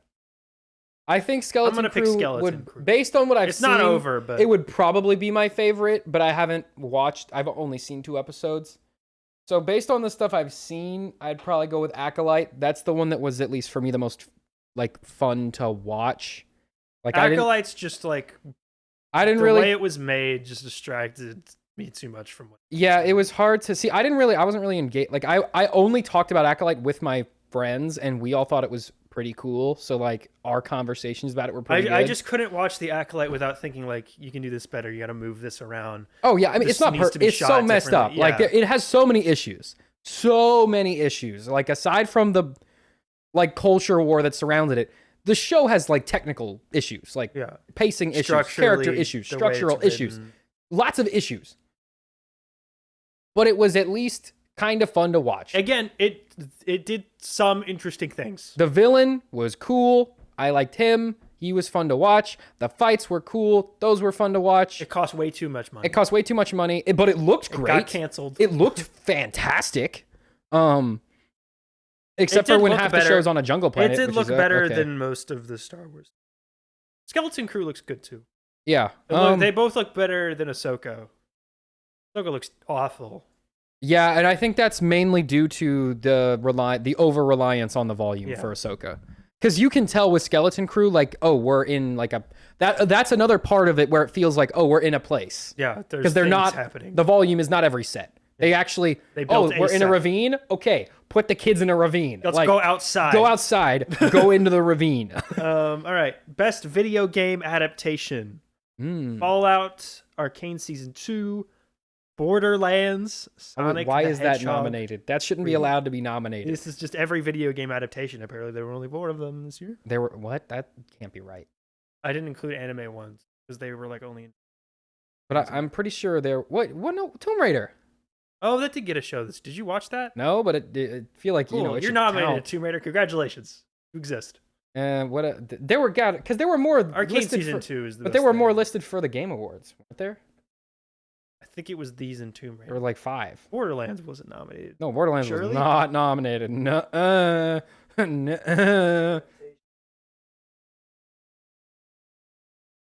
It definitely was not. That movie is maybe the worst movie that we've ever seen in theaters. Knuckles TV show Okay, yeah, that's not and winning. Yakuza TV show from Amazon. Yakuza TV show is probably really good, but I haven't seen it because the Yakuza games are really, really fun. Anyway, Also, they're trying to rebrand to Like a Dragon because it turns out, naming that naming game your sold video most. game franchise after a still operating criminal underworld is not great. I'm gonna give it to Arcane. Yeah, Arcane. It's not even close. Fallout. I finished Fallout. I Fallout was liked good. It, Fallout was really what I good. saw. I will finish it at some point. It wasn't the best thing I will ever. wait to give it best adaptation for season 2, because that will have Macaulay Culkin in it. Then I will give it an award. And the show had a satisfying ending. There was a plot twist at the end that I didn't see coming that I thought was really cool. Yeah, no, Fallout was really good, but Arcane. Yeah. Arcane is like on a mythical level. All-time classic status for. Yeah. All right, here's a new award for this year. Best movie that's trying really hard to start a franchise, but the first movie bombed super hard, so that's not going to happen now. Oh, I like this idea. This is a good award. Okay, the nominees. We have The Fall Guy. That was starting the franchise? Yeah, they were going to do sequels and stuff, but it's not going to happen now. Uh-oh. Horizon and American Saga Part 1. That's Red cool. 1. If, Argyle, Borderlands, and then anything in the spum. I think that Red 1 will get more. I don't think I think it on will. Netflix it will. It's I on think Amazon, but yeah. I think it will get an Amazon sequel. It costs so much money. Oh, they're not going to pay. It's not going to be as big. It's not going to get a theatrical release. It'll be direct to streaming. But I think they will make more Red 1 content. I don't think. There's no way I could. Who's justifying that? Who wants to do that? Because that movie definitely got streamed a lot. It definitely did, but also, I don't think anyone who watched it was like, I need more Red They will 1. make an I animated need Red 2. They will make an animated children's TV show You can't. about the guy, and he'll go on different missions. But it's and like that'll a be the show. Christmas thing. Like, you can't do more. You'll have a different holiday. You'll have a You're different holiday for each episode. gonna release them interspersed. Like, No. once a month? I'm just saying each episode will have a different holiday The theme. dumb. No. I think they will make more Red 1 Bad. stuff. So best. I'm saying. So my thing with this award is, I think it's like, which one of these would you Failed the actually hardest? want? No, which one of these would you actually want them to do? Oh, more? okay. What was the list again? Fall Guy, Horizon, and American Saga Part 1, Red 1, If, Argyle, Borderlands, and then more Bum. Fall Guy. Definitely. I would watch more. Fall Guy was good. I liked that movie. Fall Guy was fun. It was a good time. Yep. Soundtrack was good. Ryan Gosling. Ryan Gosling was charisma funny. machine. Yeah. Man. The stunts were crazy and super cool. Yeah. Yeah. I am disappointed that movie didn't do better. That 'Cause I movie thought should have it done was- better. It should have done better. I think if this movie released in 2015, it would have done Oh, gangbusters. yeah, 100%. I think it's a little dated. I don't even think it's dated. I think it's just a thing where it's like, it came out like right at the beginning of the summer, and people were like, that doesn't have Batman or Spider-Man in it. But Why Ryan would I go Gosling's watch kind that? of a big guy, Yeah, you think it would have done better? You think it would have had any momentum? especially off the Barbie? cusp of Barbie. I think Yeah, he would have had any momentum. It didn't help at all. Horizon. I mean, you're getting more of that. At least one more of that at some point. As of now, as of recording I this, think that one's got it to has be. been 4 months since Part 2 was supposed to come out, and it's we don't even know when it is still. That one definitely wins the most likely to actually receive more content. Well, because there's a sequel that's it's already been filmed and played at a festival, so like that's gonna come out somewhere. It exists at some point. 3 and 4 are not gonna happen. No one's gonna pay for that. If there could be more, if it didn't do great in theaters. It did like meh. I don't want to see more if, but it also did really well in streaming. I want to never ever see more if. Argyle was awful. Borderlands made me want to die. The Spum, there's gonna be more Spum eventually. I want there to be more Argyle. I don't. Because I want to know. I don't want to know. I want to know what on earth they are. What? You know what? What are you cooking? I don't want more Argyle. I want someone to talk. I want Nostalgia Critic to watch it and tell me what happens. No, I want someone to do like an hour-long interview with Matthew Vaughn where they just ask him to explain what the hell he was thinking. Yeah, like what did you cook? What was this? Why did you cook that? What was it supposed to be? Why did you do it? Why did it cost this much money? I need to ask him. Did you think it would work? I need to find him and I need to go, dude, huh? He's got that twisted mind. What do you mean? What are you talking about? What do you mean she works for the Kingsmen? No, she doesn't. She's not British. Anyway. Okay. Next up is Best Horror Film. There's a bunch of nominees, and you've seen like maybe 2 of them. I saw a couple horror films this year. And the nominees are Nosferatu, Longlegs, The Substance, The First Omen, Heretic, Strange Darling, Blink Twice, Maxine with 3 X's, A Quiet Place Day 1, Alien Romulus, Trap, Speak No Evil, Lisa Frankenstein, Abigail, Terrifier 3, Salem's Lot, Smile 2, and In a Violent Nature. I actually saw 5 of those. Good. That's a good year for you. 5 movies. Maxine was kind of lame. I loved the ambiance, but good feel bad story. The story was so lame. I did not care at all. Yep. And the plot twist at the end was not even a plot twist. Good Kevin Bacon performance. It was just a random thing that happened. Good Kevin Bacon performance, though. Sure. But it doesn't carry it to the best one. No. Longlegs, I did not like that much. I found their explanation to be kind of stupid. I really liked Longlegs. Again, ambiance is really good. I just kind of thought the story was kind of Substance dumb. Really good. First Omen really good. Heretic not really a horror movie. But I would also say Alien Romulus is not really a horror movie. It's more of a horror movie than Heretic. I would say Heretic is like a 45-minute like religious dialogue, and then like one kind of spooky thing happens. Yeah, that sounds really boring. Alien Romulus was really Strange cool, Darling was but great. I wouldn't. It wasn't very good. Blink Twice, again, really more of a thriller, but not amazing, but it is. Quiet Place, probably not that. I mean, I thought it was fun. Trap was funny. A Quiet Place was good, but I think the premise of A Quiet Place is starting to run very thin. Yeah. I think we've kind of burnt out. We've reached. I don't know what else you do with it.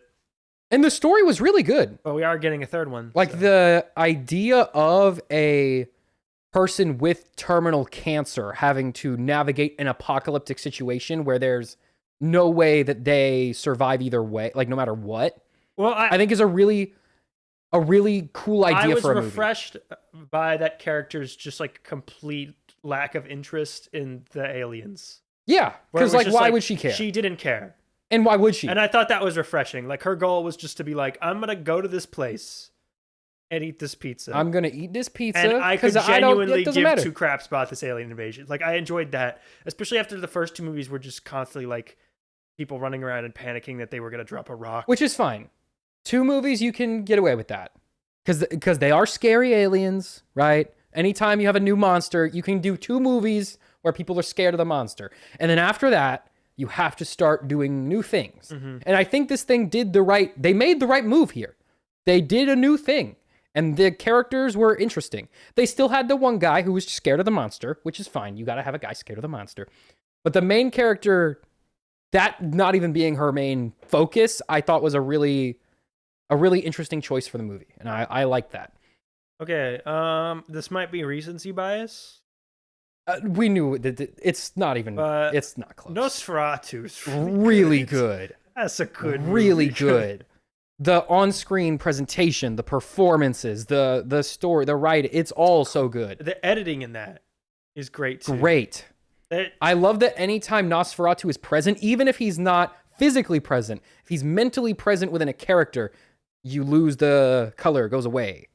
It's gone. Yeah, I love how like that first, all that stuff with Nicholas Hoult and the castle, like that, it just feels like a nightmare. Yeah, you're like, ooh, like how a nightmare suck. kind of moves. Like I thought that was really, really cool how they captured that. And all the characters' choices feel like they make sense. And every performance is great. I mean, Willem Dafoe's amazing. And I saw some people complaining about the ending where it's like, well, that's lame. That's just, they have to do it. It's like, yes, it's a thing you can't beat. That's the point. I also like how gross it was when he died. Like how it like, spread out and like.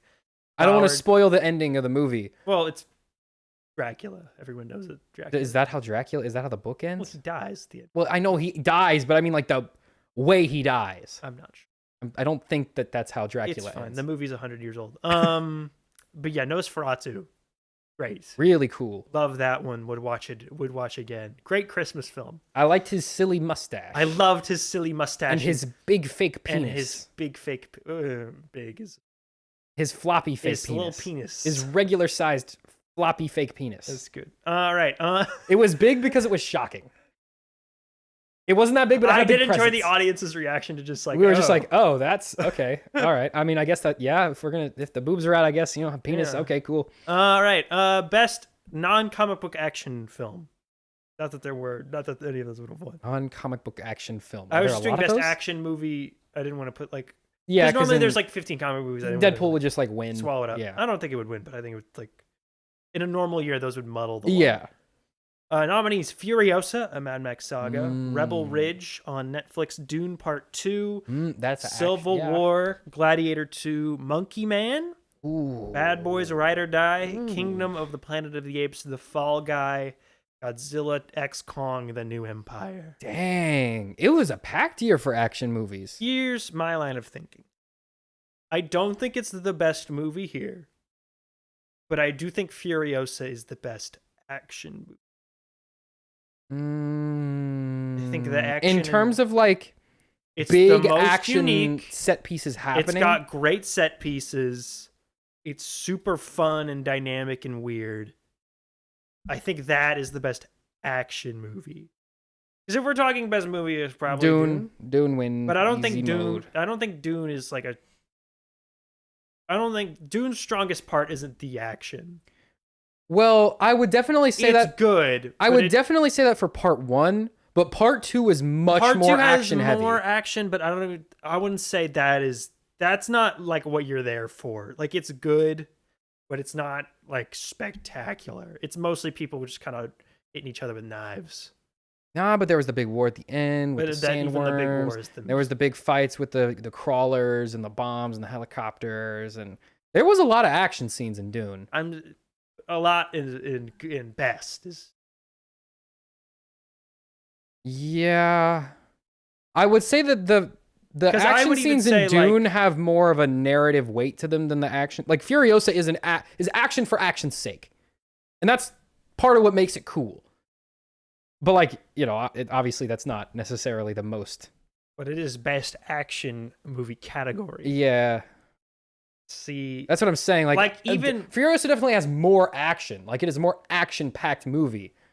But I would say the action scenes in Dune serve more of a purpose than the ones in Furiosa. I'm gonna go Furiosa. Furiosa has some really cool action scenes. You can go Dune. Like the fight in the desert where her arm gets ripped off. That's a cool scene. The whole opening chase scene. The part where they go to the big big base bullet and factory. All the that's bullet awesome. farm is cool. When they go to the Scary Joe or whatever his name is, and they go to his base and his guys like jump off and blow themselves up. Yeah. I think that's I think Furiosa's got to win that one. Where Chris Hemsworth shows up to challenge him, and he just points to a guy and he just kills himself instantly for him. And he's like, "Oh, it's like they'll all do that." He's for like, me. "Oh, well, okay, well, and I guess we should team up now." All right, best animated feature. I also like how he wore a parachute all the time. Yeah. Like, why? The Wild Robot, Transformers 1, Inside Out 2, Moana 2, Despicable Me 4, Kung Fu Panda 4, Lord of the Rings, The War of the Rohirrim. Raharim. Did you see Wild Robot? I didn't, but I want. Is it on something? I still want to watch it. I don't think it's on Peacock yet, but I think that's where it will. It's my favorite. I think it's the best one. Inside Out 2 is very good. I think out of the ones I've seen, I'd probably have to go with Inside Out 2. Transformers 1 is good. I didn't love it as much as everyone. Transformers 1 is really good, but it. it wasn't as good as I think people were making it out to be. I think they were just really trying to get that thing to make any money, and it just did not. Yeah, I mean, it looks fantastic. It is really good. It just isn't. People were saying like, "Oh, it's the Spider-Verse of Transformers." It's not. It's not even close. But it's pretty good. Despicable Me 4 was bad, but it was honestly so light. I didn't see it. It was like eating saltine crackers. I saw what Kung Fu Panda 2 was bad. Kung Fu Panda 4 is Kung Fu Panda 4 made me mad. So bad, so horrible. Lord of the Rings was just wasted potential. More wasted potential than yeah. But definitely. I think Wild Robot's the best one here. I'll go with Inside Out 2 just because I didn't watch Wild Robot, but I might like Wild Robot more whenever I watch. Okay, here we go, Sam. You're gonna love this category. Best CEO. Right, we got all of the fun CEOs. Who's the best CEO? Interesting year to do this award. We got David Zaslav for Warner Bros. Discovery. Well, he can't win. Ted Sarandos from Netflix. He approves interesting projects. Bob Iger from Disney. It is the return of Bob. Yes, Elon Musk for Twitter, Tesla. Does he count? Does he make? These are just CEOs. Oh, these are just random, unrelated. No, these are CEOs that we talk about regularly. Did we talk about Elon Musk? I mean, we do like in person, but we don't usually talk CEO about him on the show. Twitter, Tesla, and apparently the United States government now. Mark Zuckerberg from Facebook Meta, Jeff Bezos from Amazon, and Timothy Cook from Apple. Sam, who's your favorite CEO? Favorite CEO.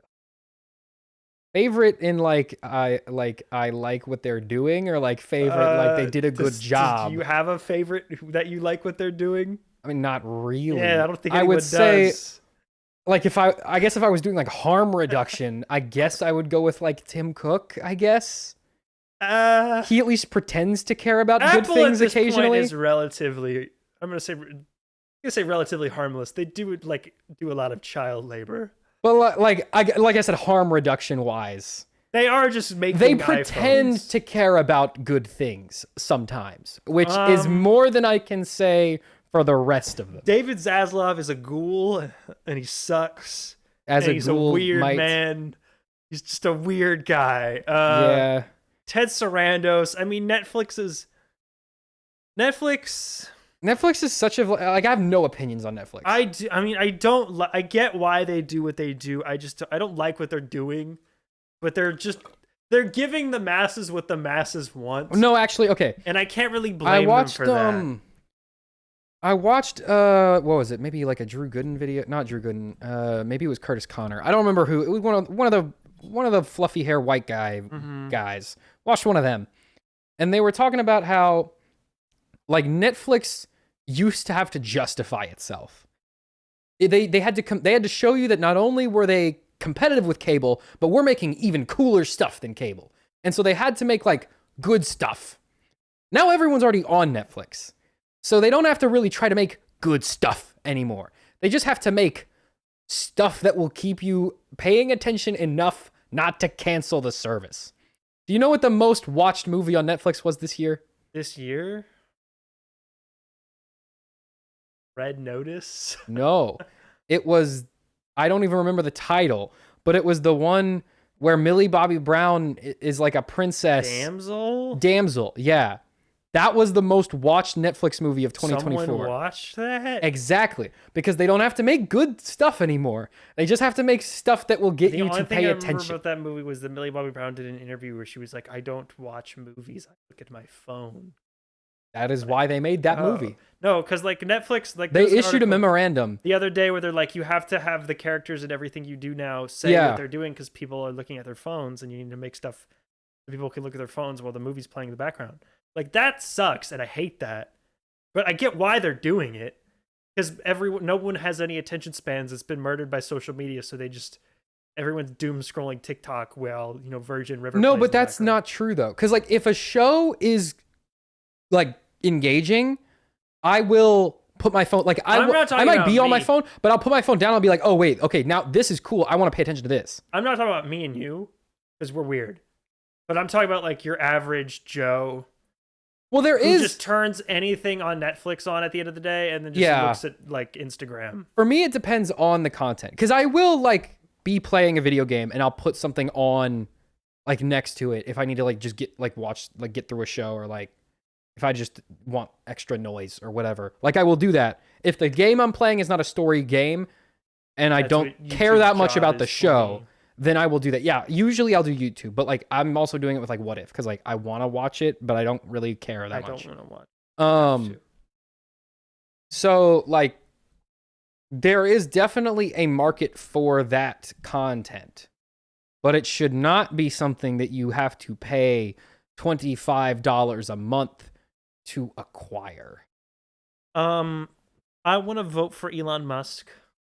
I think this was his year. I think that would be the opposite of harm reduction. For being terrible. It's a harm maximization. No, obviously we're not picking. There is no best CEO. Not really. They all suck. They're all awful people. And two, they're all bad at their jobs. Like of these. Well, no, okay, but like again, Tim Cook at least is like no one really gets mad about Tim Cook. I guess people get mad about Bob Iger. People get mad about David Zaslav. People are always mad about Elon Musk. Okay, I rarely hear people mad about Tim Apple. Cook. Like, what is Apple doing with their whole media, with their whole TV and film department? That's just like a fun. Why are they doing that? That's for fun. And all their shows are good. They do make good stuff. Like they make better stuff than I think. At least consistency wise, they're more consistently good than every other media CEO. If you watch just a random Apple TV Plus show, there's like a 80% chance it's better than literally most of what's on Netflix. Yeah, you only don't watch it because you don't hear about them. Because no one has Apple TV Plus. Exactly. If Apple TV Plus came free with your iPhone, it would probably be the biggest streaming service. I'm gonna pick Elon. It was his year. It's definitely been his year. Because he can't stop himself. The man won't get off. He can't help himself. All he does all day is ignore his 12 kids. I showed you the graph, right? Of his activity on Twitter. Yeah, his activity on Twitter over time. He posts every 2 minutes, like nonstop. He's just addicted to his phone. From the course of I think like 2014 to 2024, someone made a graph that had it was a box, and then there's the y-axis is time in terms of hours, and the x-axis is time in terms of years or months or weeks or whatever, days, whatever. I don't remember exactly how it's set up. But basically, every dot was a post, like when it was posted. And the amount of dots increases as you get closer to 2024 until it is just a red block. Basically, after he buys it, it's just a block. There's like a 6-hour gap where he sleeps. Yeah. But even the sleep block, it just gets thinner. It doesn't actually go away. He'll occasionally be up at 4 a.m. tweeting. He is tweeting constantly. And it's the best part is that he's such an idiot. All he's doing is reposting just incorrect information. There was a time when I thought Elon Musk was kind of cool. Like he's doing rockets, he's doing cars, like he's doing all the cool stuff. He's doing flamethrowers. It wasn't until I started using Twitter more often, and then especially after he bought Twitter, where I just see him constantly fall for like the dumbest things. And he made the app objectively worse. Yeah, like it's terrible. It's so much harder to use. It's just littered with AI spam counts and I will crypto say scams and complete idiots just agreeing with each other over stuff. The prevalence and the influence that bots have over the platform has massively expanded. And you know what? I don't know that I can blame him entirely for that, because ChatGPT was also birthed in the interim. And I think that... But there's also no content moderation, which is why it's allowed to just that would flourish. Definitely help. That would definitely help. But even then, I've seen full-on falsified communities of people that are all bots that all just engage with each other ad nauseum, and none of them are real. And they're just it's no one replying to no one. And it's horrifying, but it exists. I will say... And there's just straight up Nazis just all the time now. And that he will actively repost as well. He's Interesting. It's like, huh? Good point. It's like, did you know that the Jews are the root of all evil? He's like, we should think about interesting. this. I will say, I do like the grok button, only because the platform is so hard to tell what is going on that having an AI that can just like scour the posts and like explain what a thing is sometimes helpful. And community notes are good too. Community notes are good, but he also keeps getting in fights with them because they keep saying he's wrong. Because he is almost always wrong. I will say the platform's a lot better when you block him, because then his tweets aren't constantly littering. Unless you go to the For You page and then he's still there. And also blocking isn't real, it doesn't work anymore. Good job, Elon. Way to go. CEO of the year. Have fun in 2025 when you're beefing with all of your supporters over the fact that you want to employ people from other countries. All right. That's a great things happening on Twitter, Yes, as truly. usual. Best prequel. Quite a few contenders this year. Lord of the Rings, The War of the Rohirrim. Furiosa, A Mad Max Saga, The First Omen, Wicked, Quiet Place Day 1, Transformers 1, Mufasa, The Lion King. Best sequel. Oh, sorry. That was the next category. Best prequel. What do you think? I don't know that I would count A Quiet Place Day 1. Like, for me, a prequel has to somewhat do with the main story. Like, it has to somehow tie into the main, whatever the main movie is. It's more of a spin-off. I was counting it as a prequel. Yeah, it does take place before the original. So it does fall into prequel Jimon Hansu's stuff. in it. 2 seconds. I don't in know the second one. who that is. I couldn't even that? tell you what his role in the movie was. He I was don't know just who kinda that is. Okay. I think Furiosa is the best prequel. I think so too. I mean, Transformers 1 is good. Wicked is good. Oh, Transformers. First Omen. Do I like Transformers 1 more than? It's not Mufasa. It is not Mufasa. Damn, we hated that movie. That movie was so bad. I just thought it wasn't very good. No, it was really bad. I liked how the It camera didn't make kept any spinning sense. constantly. It was spinning all the time. It was talking I nonstop love Lin-Manuel for the Miranda's- whole movie. I love his new songs. They were like The story didn't make any sense. The stakes didn't make any sense. Kiara, was that the name of the cub? Mhm. Kiara was so dumb. So dumb that Simba's like, hey, I'm going to go away for 1 day. And then Kiara's sitting in her little cave crying. Like, please come back. Like he's on some like death-defying. He's just banging his wife in the woods like 100 feet that way. I think she was giving birth. Whatever. I don't He's know over why- there. I don't know why she had to do that in like the He's woods. literally over She there. wasn't that far. You could see him Pride from Rock your was rock. visible from where she was. And it had Han Solo syndrome, where they had to give every single aspect of everything an origin story. Now you know how Rafiki got his stick. Now I know how Rafiki got his stick. His I know how Rafiki found his tree. Yep. I know how Rafiki was, I guess, has the Force and always So has. does Mufasa. Mufasa also had the And Force. Mufasa also has the Force. Okay. You want to know how Scar And got also, his scar? Pride Rock just like explodes out of the ground because I guess it's time for Pride Rock to exist. Well, there was a stampede and it knocked the rocks loose. But then why did the rock go up? Well, it fell like that. No, one of them went up and then it fell out. I don't think that. Yeah, the like ground collapses, the pointy part I comes think up, and then you're the wrong. front part like flops I forward. think you're wrong, but I don't care enough to check. Also, Pride Rock does not You look win. cool in this movie. It doesn't look cool in general. It's a No, big okay. rock. In the animated movie, it's like so high above all the other animals. It's like, oh, that's like a regal position. It's like the fortress on the mountain, Mhm. right? Like it's clearly symbolizes that these animals up here are above the rest. In Mhm. this movie, it's like if I were to stand on the roof of this room and talk at someone standing in the driveway, like that's about how far above the ground it is. Like it's literally just a rock. Furiosa It's not wins, Pride right? Rock, it's just slightly above ground rock. I'm sorry, First Omen. You were good, but Furiosa. Yeah, Furiosa was like Like it was so good. Best sequel.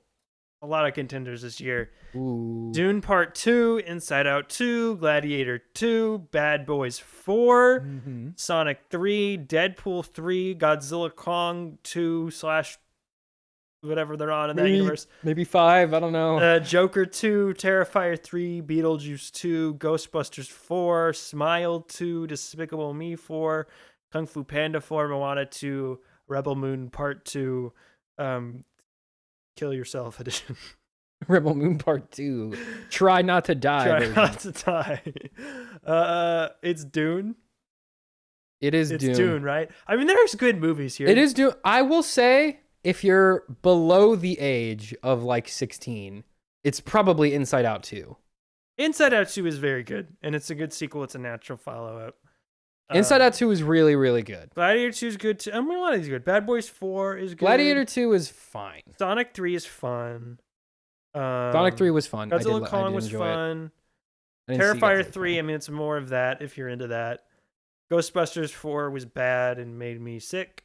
Oh, I forgot that came out. Yeah, everyone did. The next one is going straight to Netflix.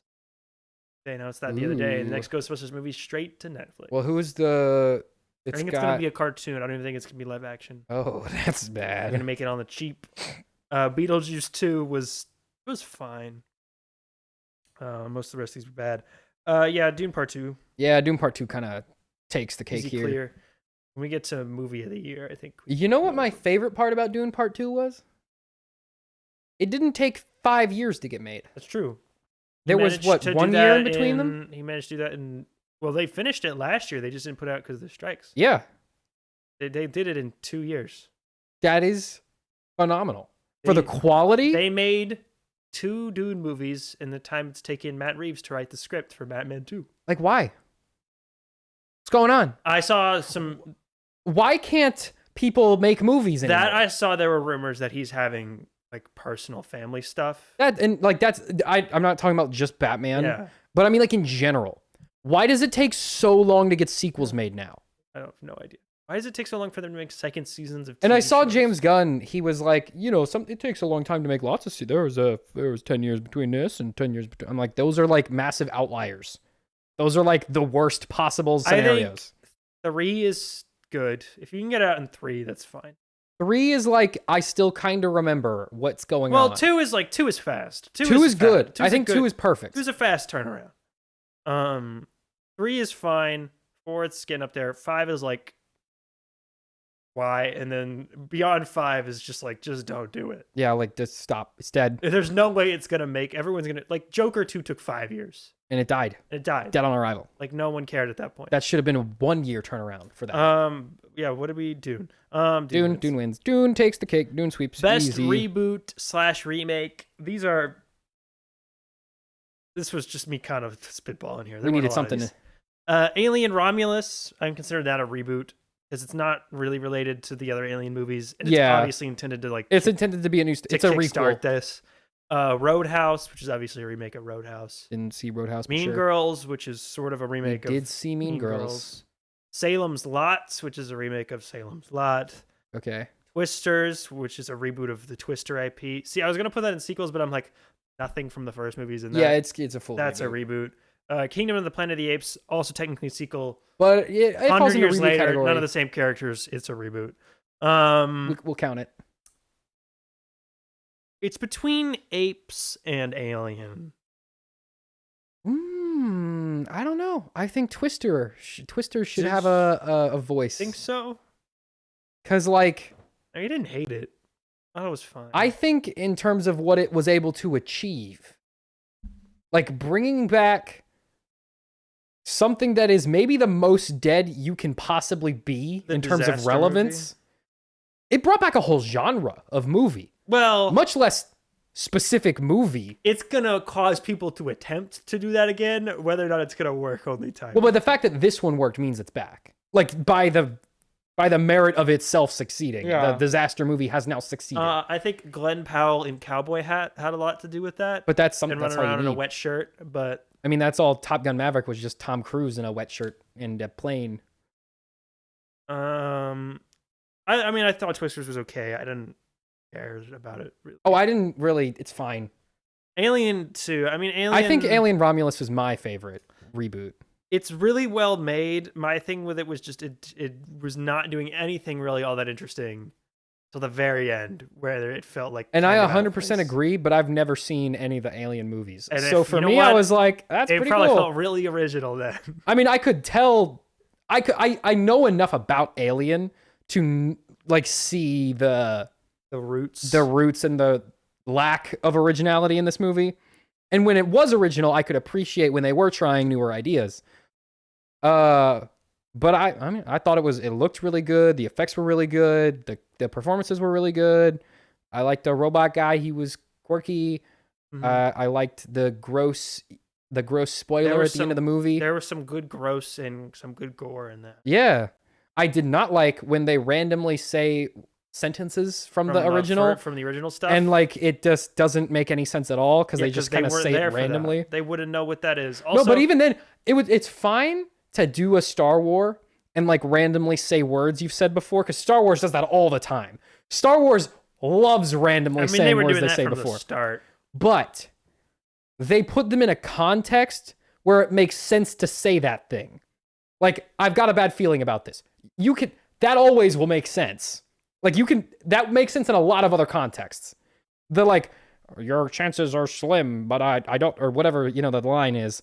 He says that like at a point in time where it makes no sense for him to say that. Or the get away from her, you bitch. Yeah. And that character especially, that made no sense. Which is also like, that is a line from Aliens, which this takes place before. Yeah, that hasn't happened yet. So I guess Ripley was really referencing this thing she wasn't there for. And that does still, like, that line one was less jarring. But it's also like, that is only there so people go. And the one that I know from movie. Like, that line frustrated me more just because, like, it felt very out of character for the character to say that. It was the one that's like, I fear for your chances. What is the line? I don't remember. Where the robot guy's like, I do not. I feel sorry. I feel sorry for you. Your chances are slim, or whatever his line is. He says it to no one. Mm-hmm. He says it like over the FaceTime screen after the characters have left the room. And I was like, what? Number one, no one even said anything to you. So like the fact that you responded this way makes no sense. And the fact that you're talking to no one also makes no sense. So what? I know you're talking to me because you think I know that, but don't do that. Be a movie. Don't be talking to me. Apes was good too. Apes was good. Apes was like a 6 out of 10. It's fine. Alien. Yes, you win. Congratulations. Alien wins, I think. Yep. All right. Final couple awards here. Biggest surprise. All right, here we go. The Wild Robot, Transformers 1, Rebel Ridge, Megalopolis, Ted, X-Men 97, English Teacher, The Penguin. This was like thing that you didn't even know existed and it turned out to be really good, or thing you thought was bad that turned out to be really good, or thing that was just very weird, which was Megalopolis. I think Megalopolis needs to be in its own category. I think I want to give it to Megalopolis. No, but that's not like, that wasn't a surprise. No, it was. Because I didn't know it was going to be that weird. Like, it was beyond what I even thought. Yeah, like it created... So just straight up incomprehensible. It created a new path. I still don't even know whether or not I liked it. It created a new level of weird that is like Hitherto undreamt of, yeah. But that didn't really surprise me. Like, I was expecting it to be really weird. Like, I wasn't expecting it to be that weird, but at least it followed in what the direction I thought it was going to go. I think Ted has to be my surprise of the year. Because I do not like Ted. I do not like the Ted guy. Bad. Bad. Hit it with a stick. Bad. This show was hilarious. I loved that show. That show was awesome. It's better than both of the Ted movies they made. So much better. It's funnier. The characters are better. They're more likable. I like that show was one of my I might say that's my favorite comedy of the year in like shows. Okay, that's not unreasonable. Yeah, like I can't think of a show that I watched that I thought was funnier. But no, Megalopolis, honestly, I think of most of the. We will be talking about that movie more in 5 years than we were talking about a lot of stuff that came out. I think. I think Just because it's so. I think Megalopolis just can be endlessly weird. studied Yes. in a way that very, very few things can. Yeah, that exist. Like it's such an anomaly. But the problem And he's probably gonna die soon, so it might be his last movie. is though, there are other movies that are endlessly studyable in that same way. I think of things like Perfect Blue. Like that's a movie that I would say is like you could endlessly dissect that movie and come away with a different conclusion every time. End of Evangelion, things like that. Like things where you can really just like man, what was this guy on? Like I can tell I feel seen by this movie, but I don't even know why. Like that kind of stuff. This movie is like it's like it reaches that level of dissectability, but on the opposite side of the spectrum, where you can come away with endless conclusions, but they're all bad. Whereas like those movies, you can come with endless interpretations and like they're meaningful. Like no matter what interpretation you come to with this movie, it's always like, what? Like, huh? What do you mean? I think it was Megalopolis, though. I think I enjoyed just how much fun I had watching It was so fun to watch. Because it was like, I literally, every single time they cut to a new scene, I didn't know what they were gonna do. You never knew. Yeah, like, okay. it could have literally anything could have happened in it. If we're going by like amount of surprises, it definitely wins. Okay. Like not even close. I do want to touch on some of this other stuff here, though. Transformers 1 looked annoying. It looked the so bad. The marketing, trailers made it look awful. and it turned out to be good. But I think if it was Spider-Verse level, I think I would say it's the biggest surprise. But I do think that one is the one where it's like the marketing made it look like unbearable. Yeah, and it turned out to be pretty good, actually. Wild Robots, I mean, it did look good from the start. It just wasn't marketed. Like it was, but not enough. But like the stuff, it did look good. Yeah, it did look good. So the fact that it was good is like, oh, okay, it looks good and it's good. Okay. X-Men 97, another thing where it's like, it looked good, didn't think it was going to be that good. Well, but the show had a reputation for being very good already. English Teacher, you didn't watch that. No, I don't know. But that was a really good show. But see, for me, the reason why I don't. And then Penguin, I would say Penguin had is up there too. But the Batman is so good. That's true. Where it's like, if you saw the Batman and you were like, they did a spin-off show, you'd be like, it's probably also really like I good. expected it to be just like mediocre, but it was really good. But like I didn't expect it to be bad. See, that's why I'm going Megalopolis. But Megalopolis, I expected it to be bad, and it was bad. But I don't even know if it was bad. No, it was bad. It was entertaining. It was phenomenally And at the entertaining. end of the day, what is a job of a movie? Well, it depends on the movie. To be fun to watch and to get a clip of Adam Driver saying, well, no, because there are good to the movies that are club. not fun to watch. What? There are good movies that are not fun to watch. But you get something out of them. I got something out of Megalopolis, and it was fun. That's true. I got Francis Ford We got Coppola, that clip of Adam Driver going, go back to the club, bear it all, and stalk the kind of people you enjoy. Megalopolis. I think that entitles you to the plunders of my Emersonian mind. These are real quotes from this movie, by the way. And those quotes are like within seconds of each Francis Ford Coppola, if you want your nugget, we will mail it to you. We will mail it to you. Yes. Because what was that? I enjoyed it. Maybe it's made of Megalon. Who So- knows? Yeah. Maybe Also, we're I made of think that Megalon. maybe Arcane is actually Megalopolis. It kind of looks like it. No, but I think like the story is the same kinda. I mean, a little bit, I guess. How is... I think there's also Sam. There's a little. Bit, hang on. There's a little bit of Megalopolis in every story. Hang on. How is the Arcane different from Megalon? It literally has the spirit of the inventor's dead wife/girlfriend in it. True. Now he doesn't fuse with it at the end and become a god deity No, creature. but he's Well, part of but he does Part kind of his of. face is made out of it. I think Arcane is actually Megalopolis. And you know what came first? Well, Technically most of Megalopolis. Arcane. No, because Megalopolis he wrote in like the 80s. True. That was before even League of Legends. He was doing it. He was was doing Arcane Genuinely, before he's Arcane. ahead of his time, that man. And behind it all at the same time. Best comic book movie, our final award, and then we'll just get Wait to a minute. There's even a character who falls in love with a black woman who's even played by this. Is it? I don't think it's played by the same person. Nah. But the dad, the parent is evil, and they turn good sort of for no reason, and then they turn evil, and then it's the same movie. Arcane stole this Megalopolis script. And made it better. Best comic book movie, and then we'll get to our favorites, just in general, and our favorites.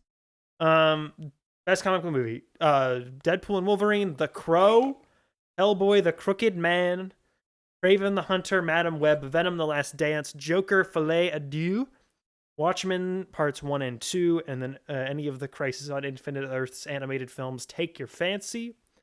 Abysmal year for comic book films. What were the first like 3? Deadpool and Wolverine, The Crow, Hellboy, The Crooked Man. Deadpool and Wolverine win this? I think so, because this is an awful lineup. Terrible year for the genre. Makes sense why the industry was so bad this year, because this has been their cash cow, and the cow is ill and needs to be put down. The cow is not there's no milk left. No in the milk cow. left. We need to feed this cow. We need to find a new cow. We're bottling its urine at this point. Yeah, I guess it's Deadpool. But I guess it's Deadpool. I think literally any of the comic book movies from last year, I would say, are better than any of these. What's the worst one from last year? Ant-Man 2, Ant-Man 3? Deadpool better than Ant-Man. Deadpool better than Ant-Man 3, but I would say Ant-Man 3 better than like the rest of these films. Yeah, Deadpool. Ant-Man 3 would probably win if Deadpool and Wolverine wasn't. If they switched release dates, Ant-Man would win this year.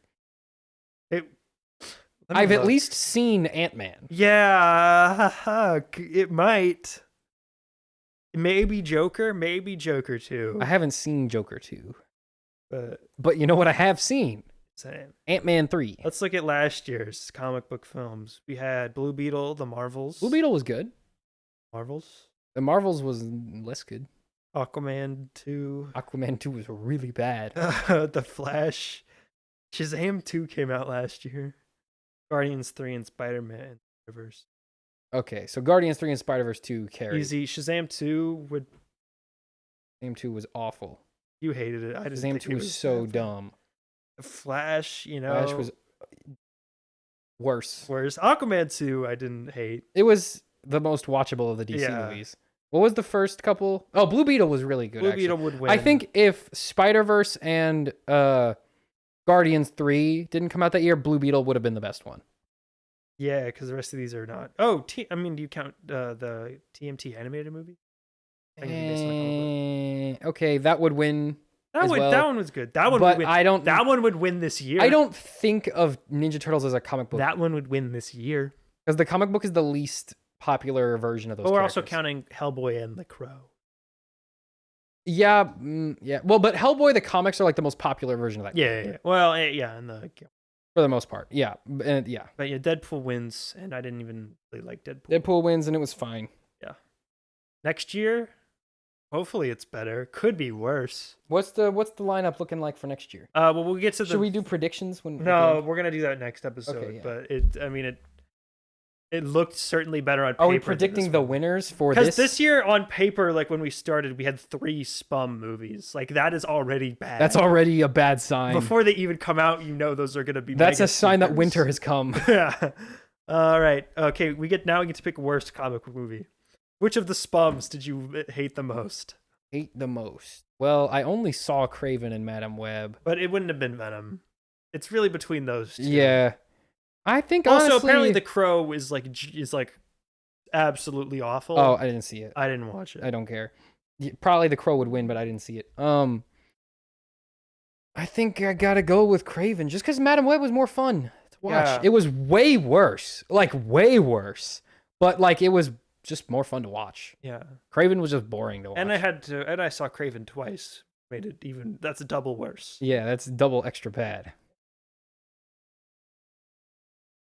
I'm craving it. I was craving a bullet. Nobody's craving this movie. That's what they say that's what they're saying on the streets. It was like you couldn't even make fun of it. Like really, like it was just bad. It's not bad enough to make fun because there is some good in that. Like genuinely, there are a couple of good scenes. Like there's like a few decent standalone scenes. The scene where he kills those guys in the hallway is kind of cool when he's like bouncing off the wall. Like there's some fun like choreography. Maybe The rhino makes that silly noise. He does make. I liked him. I like the He guy was a playing fun the rhino. actor. He was having fun. He was having fun with that role. I mean, yeah, but that's pretty much. Russell Crowe's voice was funny. Russell Crowe did a funny kind of funny Russian voice, but not that Russian, like just a little bit Russian. I enjoyed the sequel setup at the end that is just never gonna Never be happening. Absolutely not. But yeah, Craven was terrible. Craven Bad. was real bad. Yeah, I gotta go Craven. Madam Web was at least fun to watch, and Madam Web is conceptually stupider. Like, Craven is at least a guy who like does things. Madam Web doesn't do anything. She literally just sits in her chair and like tells the other spider people to do things. I remember it being in like an article when they were making that movie. It was like Sony creatives struggle to figure out how to make Madam Web movie. Maybe don't do it. And then. I was like, just don't. Maybe that's how you do a good Madam Web movie is you don't make one. Maybe that's a sign that you don't need to make that movie. Find it. Just I think I'm so done. If you're having trouble, I'm so done with the spum. I can't doing do it anymore. Don't like if you're struggling to find a way to make a movie happen at all, just don't do it. This year has been spum. This was a spum year. Like if you have what you think is a really good setup and you're struggling for like financial reasons or like you have writer's block, you're struggling to get the script down or like there's some issues going on with production. That's one thing. If you're having trouble figuring out how to make a character interesting at all, maybe that character is not that interesting. I would say I think instead of spending any more money on these terrible Spider-Man spin-off films, just take $100 million, buy like a lot of McDonald's and pizzas and ice cream and alcohol. And Sony executives just throw a big party.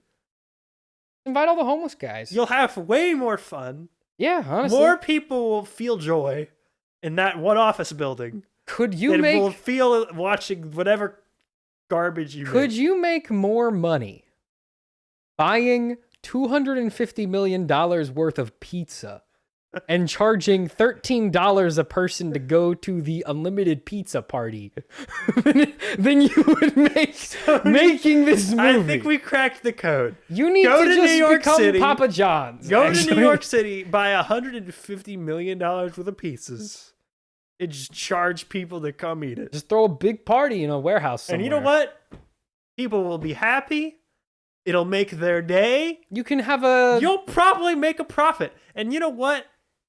It'll be cheaper to buy all those pizzas than it would be to pay all of these like these celebrities back end payments for, their royalties. Well, you know what? You could even spend $100 million on pizza. That's still lots of pizza. Mm. And you spend the other half on like getting celebrities to be at the pizza party. Shoot a documentary about it. Release that as a movie. That'll probably make more money. The documentary name? It's Pizza Time.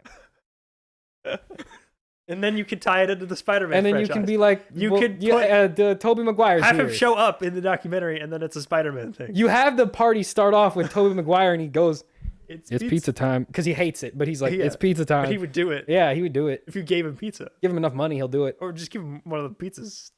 One of the pizzas. He would say the line for a pizza. Anyway, Sam, what are your favorite movies of the movies? And we went over the spum. We obviously hit all the spum stuff. I don't even remember all movies I saw this year. Honest, I didn't watch much movies. I mean, I just have my off the cuff top 5. Wicked was pretty good. Or top 10. You know what? I'll do 10. I'm feeling generous. Oh, I should have done a top 10 of my movies. I didn't do that. Yeah, I'm just gonna go off the cuff, and these could change. I'll make a list. I will say, in general, there were less movies this year that I felt that I loved. Last year, I think we had some really big heavy. There was like 5 or 6 movies last year that I just absolutely was in love with, and just like could not stop recommending to people. This year, there were less, and the movies that I did like, I liked a lot of movies. There were less that I loved. That is my point. There was more movies this year than last year that I also felt were just like mid. There was so much this year that came out, and I was just like, this is mediocre. I could take it or leave it. It's fine. That being said, if I have to give 10 off the top of my head, and I have not seen a lot of the smaller awards contenders, not because I don't want to or that I won't, but genuinely just because they're not playing in a theater near here. A24, I remember Night Swim. I do. A24, I want to see The Brutalist. It looks amazing. I hate brutalism. Brutalism sucks. You want to play it in more than 7 theaters? Then I would go watch it. Because instead I saw the movie Baby Girl, and I didn't want to do that. I thought Brutalist was not out yet. It's playing in 7 theaters. Actually, just 7? Yes, 7. Why? Do they only afford 7 A24 theaters? doesn't want to release it anywhere. Is it coming to We streaming live in Dallas. or something? What do you mean? Dallas is like the 5th biggest metro area in the United States. Clarence. Give us one movie. Okay, anyway. Here's my top 10. The Substance. Thought it was amazing. Gross and just a really interesting metaphor for women in the film industry and kind of the beauty industry in general, and how we view how we objectify people, and how we kind of treat younger people in general in a variety of fields as being more deserving or better than older people, even though they still have a lot to contribute, and how like the gross cosmetic industry as well. There's a Megamind movie that came out. And it just amazing body horror, great performance from Demi Moore. Yeah, I remember you told me that one was really good. I just Dennis Quaid. I don't know what he's doing in it, but it's certainly interesting. Remember the American... Also really great production design. Everyone's talking about the makeup in that. Remember the American Society of Magical... I can't finish the title, but remember that one? Yes, I do. That's a movie that came out this year. Number 9, another recency bias thing, but I really loved A Complete Unknown. James Mangold's Bob Dylan biopic. For some reason, after Walk Hard came out in like 2007, we just pretend all of these movies are a joke. And I don't get that, because parody movies have existed forever. Naked Gun came out in like 1984, but we still make action films and spy stuff. I don't know why we have to pretend that we can't do that anymore. Every performance in this movie was incredible. Like, genuinely, there are performances in A Complete Unknown that are by actors who are on screen for maybe 3 to 4 minutes that are better than a lot of the lead performances in movies this year. I'll have more to say about it. I'm making my list. Yeah, I also thought it was just... I think focusing on only a specific time period helped it a lot. The music is obviously incredible. Bob Dylan was an amazing writer of lyrics in general. I thought it was really well shot. I love that James Mangold has a very kind of old-fashioned 70s way he kind of makes movies, and I think his shot composition has gotten increasingly better over the years, and that was really noticeable in this. But yeah, no, I really liked A Complete Unknown. Sam said he didn't like this, but you know what? I'm going to put it at number 8. Long Legs, I liked a lot. I thought it was a really interesting period piece horror movie for the 90s. It's very unique. Nicolas Cage, one of his best performances, I would say. Again, another incredible makeup job on that. Just super odd and weird. And I think Osgood Perkins, he just has a really good grasp of what kind of stories and tones fit him. And he's able to really elevate material that is kind of on a surface level, very generic. Number 7, Conclave. Edward Berger's follow-up to All Quiet on the Western Front about the election of the Pope. Super engaging, very fun, great production design again, and costumes. Really interesting thriller that you kind of think you know where it's gonna go, but it goes in some interesting directions. I don't love the ending, and that's probably the most controversial part. I won't spoil it, but it is a very, very well written movie, a very well shot movie, and again, just a lot of fun and an interesting premise. No one wants to make a movie about the election of the Pope, but it turns out it's you can make a pretty fun one with it. Good idea. Number 6. This is probably going to be a little high for some people, but I really, really liked Strange Darling, J.T. Molnar's thriller. Very small movie with a very small budget that not a lot of people watched. But it was super, super engaging. The non-chronological order of it, I thought was actually really, really cool and kind of helped to break it up in an interesting way. Again, really, really well shot. I love the use of color in that, and kind of colors that are used to represent certain characters, and how the use of red specifically. Um, Also, really great dialogue. It's mostly just two characters, and I think it manages to make them both feel mysterious, but also keep them engaging and interesting from scene to scene, even though it's just really them talking to each other for most. Number 6, movie we talked about a lot today, but Furiosa, a Mad Max saga. George Miller, that man knows how to make his large scale action films, but by gosh, are they cool to look at. Just beautiful. I wish he made more of them, but it takes him 9 years to make one of these, and there will never be another one because this lost so much money. But yeah, just super creative action scenes. It's such an interesting world. They made a movie of Out of My Mind, the book, I don't know what that on is. Disney Plus. It's a book I had to read in 4th grade. That's fun. But the world building in this thing is on another level. Just the depth, the way he's thought this out, and how the characters interact with one another, and the religions and the folklore within it. And I love the whole setting of Furiosa and the Mad Max series in general as these kind of like folk tales and like a post apocalypse. That's such a cool idea. But yeah, loved Furiosa. Number 4, my favorite horror movie of the year, like I said earlier, was Nosferatu. Robert Eggers is just such an interesting filmmaker to me. His just complete adherence to historical accuracy on top of these really odd creatures and premises is just such an interesting contrast and makes for some really, really dynamic movies thematically. On top of that, you get really, really, really great performances from Lily Rose Depp and Bill Skarsgård. Very, very good stuff all around. I love just the feel. This is an interesting contrast to Longlegs because they're both technically like period piece supernatural horror. But my favorite thing about Nosferatu is that it felt like a nightmare. Like, I can't even describe the feeling. Just the way it was edited, how it moved, scenes transitioned into each other, the kind of the cold, stark feeling of it, where it feels almost unreal, but still practical enough to where if you just kind of like, it could happen to you in a dream. I thought that was really cool, which I guess technically anything can happen in a dream. But no, I just that the movie had a great feeling and a great movement to it. Number 3, I'm a sucker for coming of age films, and I really liked My Old Ass. It was quick, it was brief, but I thought it was a really refreshing take on a very particular period of a person's life that I just kind of happened to be around when I watched it, so maybe that's part of it. But a lot of fun, very funny, surprisingly thought-provoking, and not always in what it's about primarily, but there are other scenes that really got me thinking and got me reflecting. And it also made me laugh, and all the characters in it are super likable. So that helps a lot. Number 2, my second favorite movie of the year was a documentary. It was the Christopher Reeve documentary.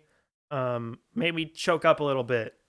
I love how they didn't shy away from kind of his more controversial aspects of his personal life, and then also how, his charity work. Like, he always didn't do the right thing when it came to like publicly advocating for disabled people, but at the end of the day, like, he did do a lot of good.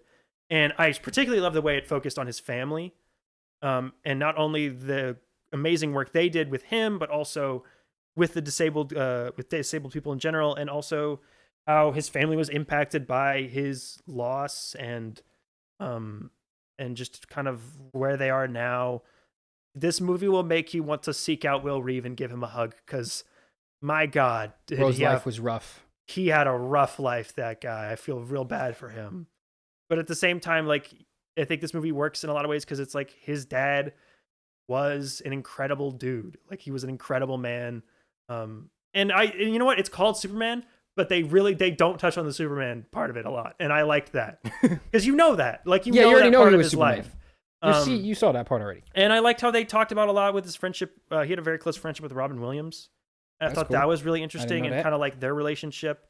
And obviously they both lost a while ago now, both Yeah. like really tragic losses. Both passed away. But I thought that was a really good. They really do a good job of in that movie of highlighting like how a friend who could be there through like all of your tough parts in life, how they can really carry you. That makes a difference. And be a real difference. And then my number one movie, it's the same as yours, I'm guessing. So we'll talk about Probably. it then. But yeah, that was my. All right. For me, my number 10. Now, my list is going to be significantly more, I guess, like normie than Tucker's probably because I just didn't see that many movies. I had a lot of stuff going on. I don't really like going to the movies by myself, so if I don't have someone to go with, I usually won't go. I will eventually watch the movie. I just don't want to go out if I don't like have to. So, number 10, Sonic the Hedgehog 3. Okay. This movie, not that good of a movie. But it's a fun movie. It was fun. And the performance that we get out of sometimes I blank on his name. Timothy Carey. Jim Carrey. It's one of my, okay. Maybe one of his bests. I want to put some context. The last Jim Carrey movie I watched was Eternal Sunshine of the Spotless Mind. That was also the last one. Yeah, and I watched it with someone else. So I went from that Jim Carrey That's fun. to this, which is, I think, maybe one of his goofiest, like, characters. This is maybe, I mean, he's done goofy stuff. He's done very goofy characters, but this takes it to another level. Like, he's goofy on a level that is just, he's double the goofy. No one else could do it. No one else is doing it like he's doing it. He is truly one of a kind. And, like, so many good scenes with, I get Gerald and I don't remember the regular Dr. Robotnik's first name, but the two different Robotniks. Ivo and Gerald. Great chemistry. Even though those characters are played by the same guy, they bounce off each other so well. Like, that's a credit more to the script than to Jim Carrey himself. But it is so fun to watch that dynamic unfold. And I think this movie has maybe my favorite villain death of all time in a movie. Great. I don't want to spoil it. Yeah. But at the end of the way that they kill the audience big bad, in that theater erupted. It was hilarious. I've never seen a villain death play out that way. The sound design and the way he sells it. 100%. It was as close to a perfect villain, one of the most perfect villain deaths I've ever seen. Honestly, worth the ticket for that scene. I also love it's a really quick line in the movie, but it's that, you know, the part where they're in the gun headquarters and they're like in that room with the gravity, and I forget the actress's name or what the character's name was, but the female general comes in, and Gerald Ivo Robotnik goes like, I can't believe it, and Gerald goes like, I can't either. A woman in the military, and then they just they both are shocked for completely different reasons. I just love that, like, because he's supposed to be like 110 years old. Yeah, it's like, so of course he would be like exceptionally sexist. Gerald Robotnik has been locked in an underground lab for like 80 years or like 50 years or something like that. So he's had absolutely no cultural touch points in the last like several decades. So many good funny moments in that movie. I think that they actually handled, I was very curious, knowing enough about Sonic to know that this was going to happen.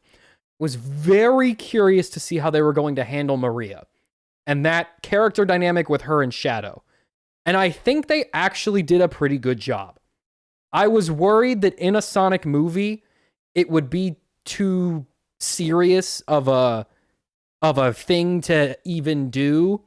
And I think they actually did it really well. I don't want to do any spoilers, even though Sonic's origin isn't changed in this movie, and it's been the same for the last 30 years, or however long Shadow's existed.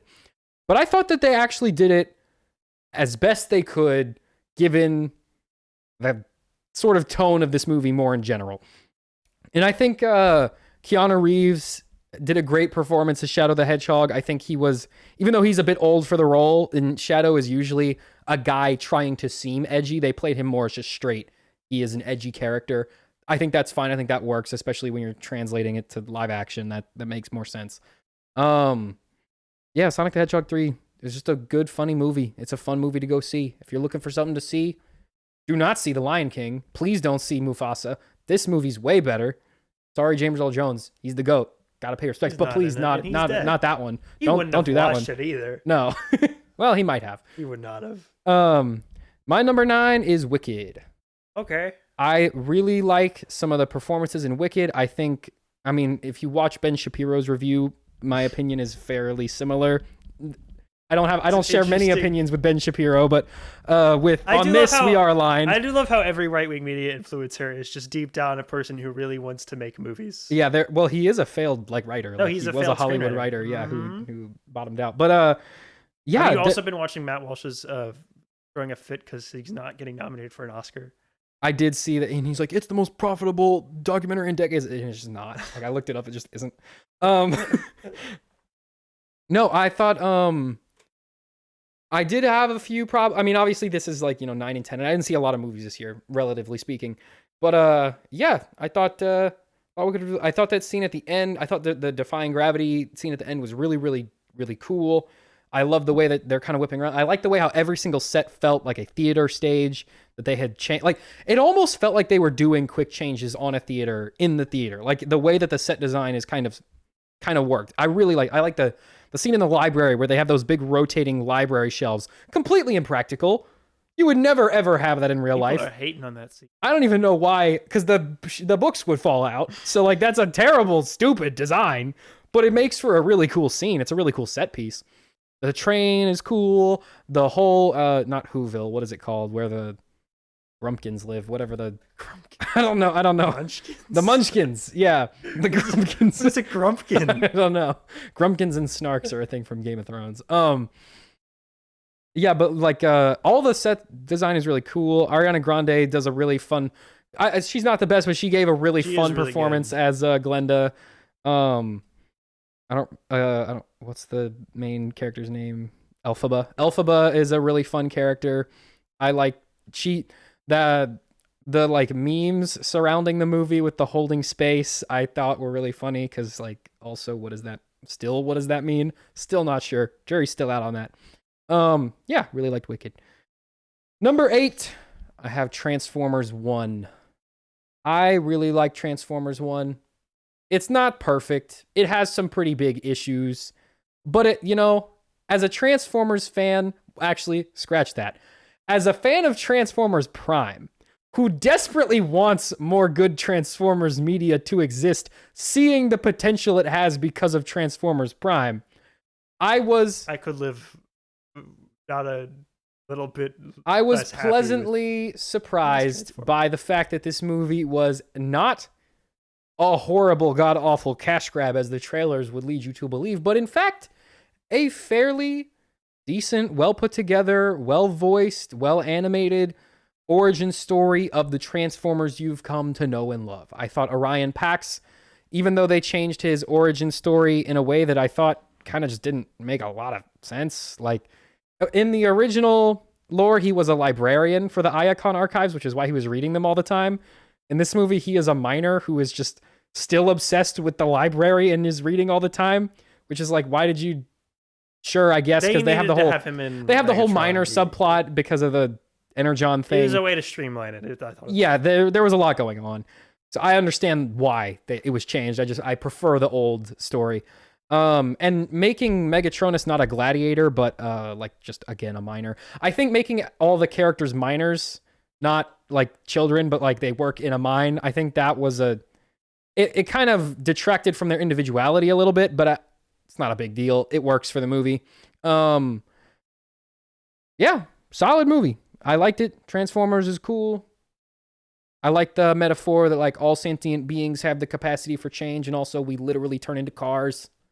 I like that that's Optimus's like primary thesis. The little kids I was in the theater with, they seemed to like it. So the little kids were like, ooh, big colors. Little kids approve. Yes, it was good. I like. Number 7 is a movie that I almost forgot, and then I saw it. Oh, no, wait, never mind. Number 7, I remember. 7 was The Fall Guy. Oh, that's high. It's high, but I had a good time. It was fun. I probably won't watch it like again, but like I really liked it. I liked it more the second time. Yeah, I think that the action scenes are so fun. Like so much of this movie is just fun. This movie is what I was kind of expecting from Argyle. This is what I prefer blockbusters to be. Yeah, it was just a lot of big, fun stuff. The characters are well written enough that like they feel relatable. Yeah. The cast had great chemistry. There were some scenes that were really funny. Like solid movie, really fun. Yeah. So Fall Guys up there. Number 6, I have The Bike Riders. Okay. The Bike Riders was great. I liked that movie. I almost forgot about it until I read the list of movies that came out. And I was like, that movie was so good. Bike Riders is really good. I don't know why more people didn't see it. I really don't. It had the cast was great.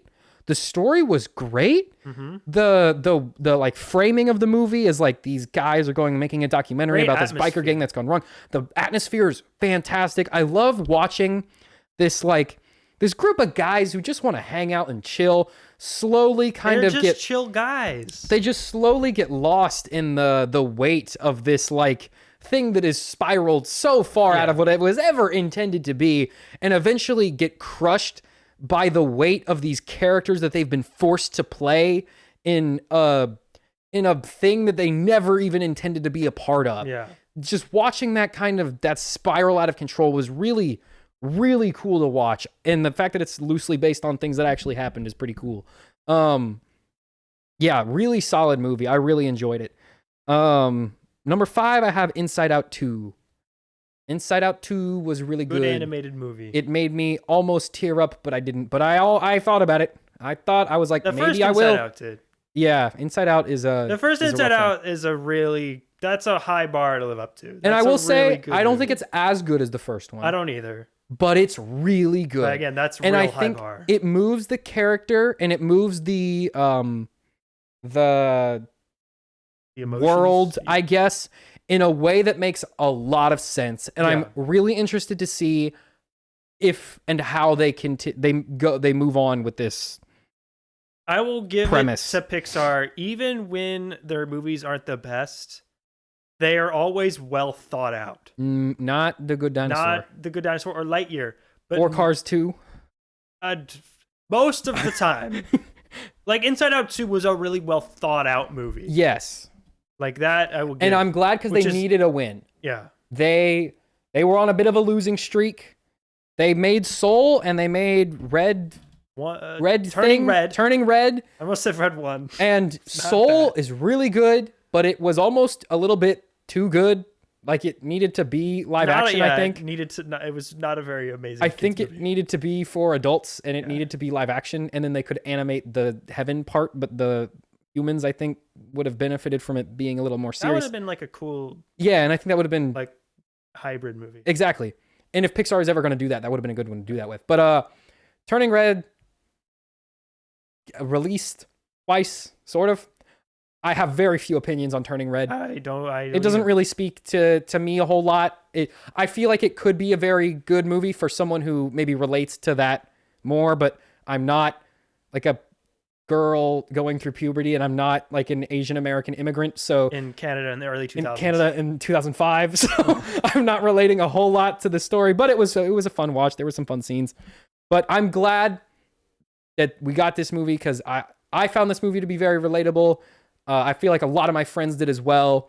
Just a really solid movie all around. The animation, fantastic. Pixar, I mean, they're the top dog for a reason. They're good at what they do. They've been the top dog for kind of too long, honestly, but they're the top dog for a reason. Don't call it a comeback. Yeah, exactly. Even though it definitely was. Even though it definitely is, because they were in a slump. They were down. All right. Number 4. Big one. We got Furiosa. Okay. Furiosa, I had no expectations one spot for. Lower than. I was like, I'd never seen Mad Max. I never seen Mad Max Road Warriors. I never seen Mad Max the third one. I never seen Mad Max the fourth one. And I never seen Mad Max the Fury Road. I never seen none of the Mad Maxes. Oh, no, that is the 5th one. Yeah, I know. I know that there's 5 of them. No, it's 4. There's 5 of them, I think. Including this one. I don't know. Okay. Well, then that's still 5 in chronologically. Even though they may or may not exist in the same continuity. But that's who knows? Only George This Miller. one and Fury Road definitely do. They're very tied together. But regardless, this movie is just raw, cool stuff happening. Yeah. Every single thing is like, what if this happened, but it was the coolest way it could ever happen? Or like, what if we planted a tree, but it's the coolest way you could ever plant a tree? What if you climb up a rock, but that's the coolest freaking way you could ever climb up a rock? My favorite thing about George Miller is even if it's a weird or a dumb idea, he commits to it. What if a guy wears a parachute? 1000%. He wears it the coolest freaking way you could wear a parachute. Like even Happy Feet, which he also made. He was like, I didn't know he made Happy Feet. He was like, what if a penguin tap danced? 2 whole movies about penguin tap dancing. Like he is like, I will do this 1000%. Every modicum of effort is going into whatever this weird idea I just had is. Yeah, it was so like the way that the character changes because of her environment, the like kind of revenge story that she goes on, the quest for a home that might not even exist anymore. Honestly, it's just a really classic version of the hero's journey, but with everything turned up to 11. Dementis is a great antagonist. Dementis is a awesome character. Yeah. He is so desperate to not be pathetic that he's yet the most pathetic man. But is yet the patheticest guy around. He's almost like the Penguin in a way. I just love that he's a complete idiot. Yeah. He's so stupid. He's so bad at everything he attempts to do. But like he just kind of just through sheer luck doesn't die. I love that about all the Mad Max movies. It's that the heroes or like the people with power are not even like the strongest or the smartest. They're just not as stupid as everyone else. Yeah. Because everyone else is a complete idiot. And Scary Joe, whose name I don't know his name. Scary Joe is fun. His kids, Scrotus and Rectus, are some of the dumbest characters, but they're awesome. Love Scrotus. Love those Rectus. Guys. My only problem is I think it would have been cool to see some of the war. There's a war that happens that they just kind of go, and then a war happens. Yeah. And I was like, oh, is that all? A war happens? Oh, we're skipping that part? Okay. But everything else, super duper cool. Just solid movie. And it still has that like emotional heart to it. Mm-hmm. Even though it is very much like an oil and grease, like kind of badass movie. Like it still does have that genuine emotional core to it that keeps you grounded to the characters, which is really important when if you want a movie like that to be memorable. And I think it has succeeded. Number 3, we have A Complete Unknown. Complete Unknown is so good. Mm-hmm. You guys are sleeping on Complete Unknown. You guys seen that clip of Timothy Chalamet dressed as Bobby Dylan? Oh, no, not that one. The one where he's dressed as Paul Atreides, but he's practicing for Bob Dylan. This is 1,000 times better than that. And that's a pretty funny clip. This movie's so good. Timothy Chalamet is fantastic. Every performance is great. Yeah. You could have told me this is just footage. This is just a documentary. And I would have been like, oh, sure. Yeah. I believe that's that guy. They're all 100% transformed into their characters. Yeah. It's really cool to see. It's almost hard to view it as a biopic because it feels so down to earth that like this is either a fiction movie and we're just like pretending that these guys are not real guys and they're in a movie, or this is just real and you're confusing me. Like it's really good. It's a really good movie. I really enjoyed watching the music. It is a great showcase of Bob Dylan's music. Yeah. On top of being just a really well done, there's emotional drama. There's like the shifting tides of the civil rights movement. I think it'd be a great movie if you were like a history teacher and you were like teaching a class about like kind of the social climate of the early 60s. I think it'd be a great thing. Yeah, and they don't go like super in depth into that. It's more like the temperature or kind of like the emotional feeling of the public and kind of like what they were feeling at the time, like about everything that was going on. Yeah, it is like just a really. And stuff. I have very little complaints about that movie. It is very, very. It's probably one of the best, maybe the best, like biopic. It's the best one I've seen in a very long time. I don't watch a lot of biopics, and so maybe that's just a result of that. But I think this might be the best biopic I've seen. It's really good, and I don't really care about Bob Dylan like at all. Like I barely knew who he was. Like I knew he made music and he played the guitar, but like I've heard a couple of songs. That's basically it. This movie, I was like, that guy's pretty cool. I like that guy. That's a cool dude. He's not a very nice dude, Not but he's a everything pretty he cool did dude. was cool, but he was good at music. Yeah, he's not, not everything he did was cool, but he's made some cool Don't music. cheat on your girlfriend, kids. Yeah, that's not nice. Next up, we have Nosferatu. Number 2. I really Very liked high. Nosferatu. That is... And I'm not usually a big horror guy, No. but this movie was so cool. Everything was perfect. From the tone, it's exactly what I wanted from a horror movie, especially with vampires. Vampires have been so diluted. There is too much vampire stuff. It is so hard now to make a vampire scary because there is too much vampire stuff. Mm-hmm. This movie, this is the scariest vampire. Nosferatu, even when we don't even know if he's a vampire, he was scary. He was already scary. The guy shows up to his house and he's like, oh, the vibes are bad.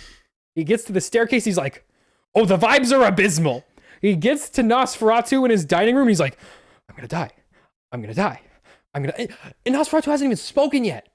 His aura almost caused this guy to go insane. Nosferatu maybe has the most aura of any vampire ever. At least in a movie that I've seen. Maxed out. So cool. And I really like the kind of take that they had where he wasn't even, now that I've said all that, he wasn't even really a vampire in the traditional sense. He was more just like the embodiment of plague. Like he was just the manifestation of death. Like he wasn't really, he had no goals or motivations really, none that were his own at least. He was a being comprised solely of the lust for death and just lust in general. He wanted to kill stuff and have sex, and that's it. That is all he exists to do. And I think that because of how much they build him up to be this ominous presence, and the fact that there's nothing the heroes can do about him, he is just going to do what he wants to do. Yeah. And I saw a lot of people complaining that they felt like the character's agency was strict. They're like, oh, whatever the characters did, it doesn't matter. Yes. Correct. That's the point. There's nothing you can do. It's death. Death is gonna get you. There's nothing you... And they had different responses to it. There was a guy who spent his whole life studying it, trying to outthink it. Didn't work. There's a guy who was just terrified of it, tried to run from it. Didn't work. Then later he tries to fight it. Didn't work. There's nothing you can do. There's the one guy who gets scared and he's like, get out of my house. Nope. It's coming. You're cooked, buddy. It's death. You're done. It's over. Game over, dude. I like that. I like that just indomitable evil. I like that as a concept in a story. It's very cool. Anyway, moving on to number 1. And I think everybody knows number 1. This movie is so awesome and so good. This movie got me to read a whole 500-page book. That's not normal. You listened to an audiobook. Yeah, but it took me a while because it's really long. Dune Part 2. Dune. Dune Part 1, I thought was Great really movie. good, but it didn't hook me. I was like, that was really cool, but I didn't really think much about it after I left. This one, I was like, that is the Al-Gaib. Blew my freaking mind. This movie defined a generation of science fiction. It is the new Star Wars. This movie is what Star Wars has been failing to be for the last thinking man's Star 20 years. Wars. Yeah. Star Wars for people who want it to be good. Yes. That might be... These movies are very different. Yes, they're very different. In a variety of ways. And But they're not really meant to be the same. I think the point broadly is that this is large-scale science fiction with a political, social, thematical bent to it that is accomplishing creating dynamic characters, having a story that has something to say, creating these large scale epic action sequences while also being insanely well made. It succeeds on almost every level Everything it attempts at, it succeeds at. It succeeds at being a fantastic political drama. Mm-hmm. Not the most in depth, but what they do go into, they explore very well, and they do a very good job of fleshing it out, and they do a very good job of exploring those ideas. When it comes to action, phenomenal action set pieces. The sandworms alone would be a reason enough to see this movie, but they don't stop there. We got space balls, and they're even shinier than the ones in Star Wars. We got pyramids. We got nuclear bombs. We got big harvester thingies and magnetic landmines. And we got Sardaukar, and we got the Fremen, and we got it all. And the knives are cool, and the shields are cool. There's good jokes. And there's good jokes, not because the movie is a comedy, but because there are characters who exist in this world who have a sense of humor about the world they live in, much in the same way that a real-life human being might make jokes about their political situation. So too do the characters in Dune, because they recognize not that they are existing in a cartoonish super reality, but that the situation they are in is a struggle and it is tough, and they cope with it by laughing about it. It is so good. There is so much good in this movie. It's so cool. The way that the science, the way the level of thought. I mean, for those of you who don't know, Frank Herbert was a ecologist by trade. He wrote these books kind of as a side thing before they became very successful, and then he leaned very heavy into the author thing. But before he started writing Dune, he spent 5 years just working out how the ecology of Arrakis would hypothetically work before he even started writing the story that took place there. Because that is the level of thought and care that he thought this story deserved. And you see that manifest on screen. They don't really go into it as in-depth as the books do, and I don't expect them to. But you can tell that if you wanted to know how it worked, there would be an explanation that was actually thought out. Not like Star Wars, where like, if you want to know more, someone will make up something that sounds like, yeah, that could maybe be the plausible explanation for that. No, this is like, there is a very real thing that you can learn that would actually help you understand the rest of the world. And a story that has that kind of depth to it is not something you see very often today, at least not something that I've seen in a long time. And it was something that I really appreciate and really enjoy seeing, and I had a great time. Also, amazing theatrical experience. Yeah, it's huge. Perfect for a theater. The story's huge. Everything's huge. You got to see it on a big screen because it's huge. Movie of the year. Movie of the year, for sure. I'm sure it'll lose Best Picture to Anora or something. But oh, yeah, we didn't see Anora. I missed it. I see a lot of ads about it. I kept trying to go find time to see it, and I just couldn't. But I was like, eh. But a rich guy marries stripper, and then they do crime or something. We know. Everyone knows. Dune 2 is movie. This was our best. Oh, we got to do Game of the Year. We talked about the Game Awards, and we never did Game of the Year. Sam, what's the Game of the Year? So, okay, here's my nominees for Game of the Year. My only video game I played this year was EA Sports College Football 25. So congratulations, EA. That sucks.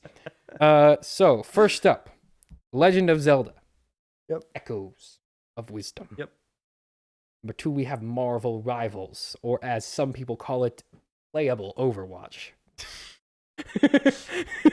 I know it as the Jeff the Land Shark. Everyone's angry at him. As much as he is an industry plant meme character, yep, he's fun enough that I don't care that much. Yeah. Number 3 is a game from 2017, Persona 5 Royal, because this is not game of this year. Did it release on Switch this year or something? No, it released on Switch last year. So we there's not even an excuse. Not even a little bit. But here's my rationale. This is the best stuff I played this year, not the best stuff that released this year. Because if you want to know what the best game of this year was, go watch the Game Awards. It's 4 hours long. They go in depth. The Muppets are there. The Muppets were there, or two of them were at least. So Persona 5 Royal, number 3.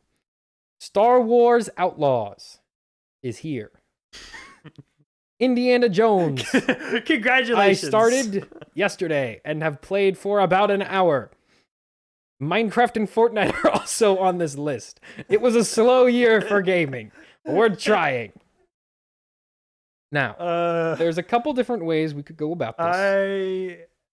I would, as a person who doesn't play a lot of video games as much as I used to, I would like to give it to Minecraft, because that's funny. I rest my case. I think out of all these games, I've played Zelda Echoes of Wisdom for maybe 3 hours or so now, enough to get a gist for the game. It is a 2D version of the almost kind of the style we get in Breath of the Wild, where there's like 4 places you have to go. There's a problem in each one. Go fix it. You have magic powers. Go do thing. Fight boss at the end, right? It's been really fun. The pace is very chill. It's a fun puzzle game. You kind of have to play it to understand. Like, it's kind of hard to describe like how exactly the game works without someone just playing it. But it's a very fun game. I would recommend it if you just like kind of solving little puzzles. Marvel Rivals, I played twice. I'm not very good at it. The only character I could kind of get some kills with was Psylocke, and that's just because she has like 3 different ways to run away. And so I could whack someone and run away. So I'm not very good at the game, but I know that if I played it more, I would get good enough to play the game. Persona 5. I played Persona 5 a lot, and I'm still not done, but it is a fantastic game. I have been missing out on Persona. Persona's sick. It doesn't make a whole lot of sense, like logically, but the character writing is like second only to maybe Baldur's Gate 3. It's really, really good. All the characters are really compelling. The game kind of explores the way that they introduce characters, I think, is really smart. Because you have your base cast of like you and your best friend at the beginning of the game. And then they introduce more characters by you going into either their mind or the mind of whoever is tormenting them and making their life suck.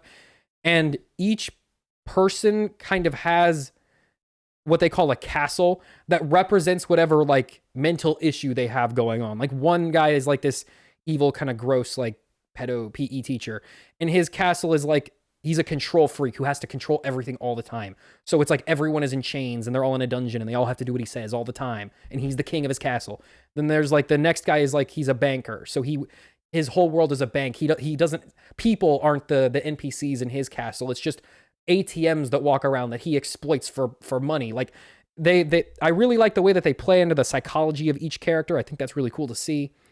And the chemistry between the cast is really, really fun. As the way that you level up your abilities is like the more time you spend with each character, the better you'll get at a specific skill. So you level up your combat abilities by engaging with the social portion of the game. And that's just a really cool dynamic on its own, but as well, like the characters are really engaging. Like you want to, it's a hard choice because you have to make a lot of choices in this game. It's very like you only have a certain amount of time per day where you can choose to do things. And if 2 different characters want to hang out with you, you got to think, all right, well, this character's more fun to hang out with, but I kind of need the stats for this one. And then, there's this third guy that also wants to hang out. They're new. I don't really know what they're about yet. What kind of stuff does that give you? It's a very compelling game, and I can see why people get so hooked on these games. That said, it's also the only one of these games that I've played for more than like 5 hours that isn't Fortnite or Minecraft, so probably going to go with Persona 5. I'm going to go with Minecraft, a game from... If we go just like amount of time I've spent playing games, probably Fortnite, because like that's the one that my friends play, so that's the game I play. Sam, I think I've played Minecraft for at least... Well, I mean like this year. I think collectively, I think I've played Minecraft for at least a month of my life. Probably more than that. Minecraft's great. You should get it. back on the Realm. I'll never get it. The Realm is still going. Maybe I will. They finally put out a native version for PS5. They did? Mm-hmm.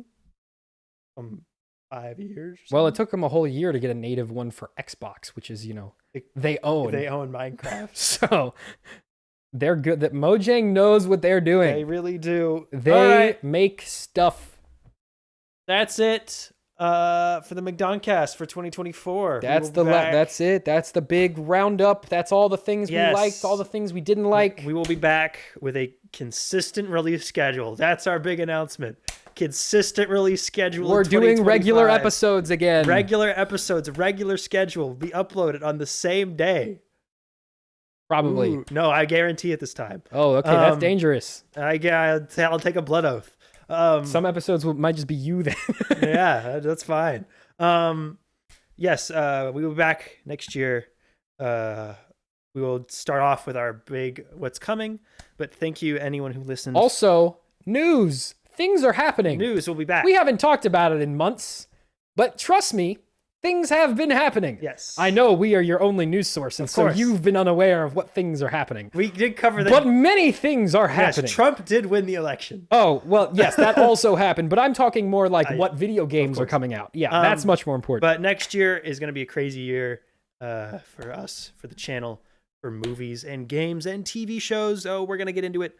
But thank you, everyone who has listened to the show this year. I much appreciate it. This is a dumb thing we do. And we're glad that you And we're glad that anyone is even remotely entertained. Anyone who's watching it, thank you guys. Yes. You guys. You guys give us a reason to do this, even though we would have done it anyway. Thank you, anyone who listens. You guys validate our insanity for doing this. Yes. That's more accurate. Should you be doing that? Maybe not. Only 5 more seasons will tell. We'll be back next year for season 5. Thank you, everybody. Bye-bye, everybody. Goodbye. Happy New Year.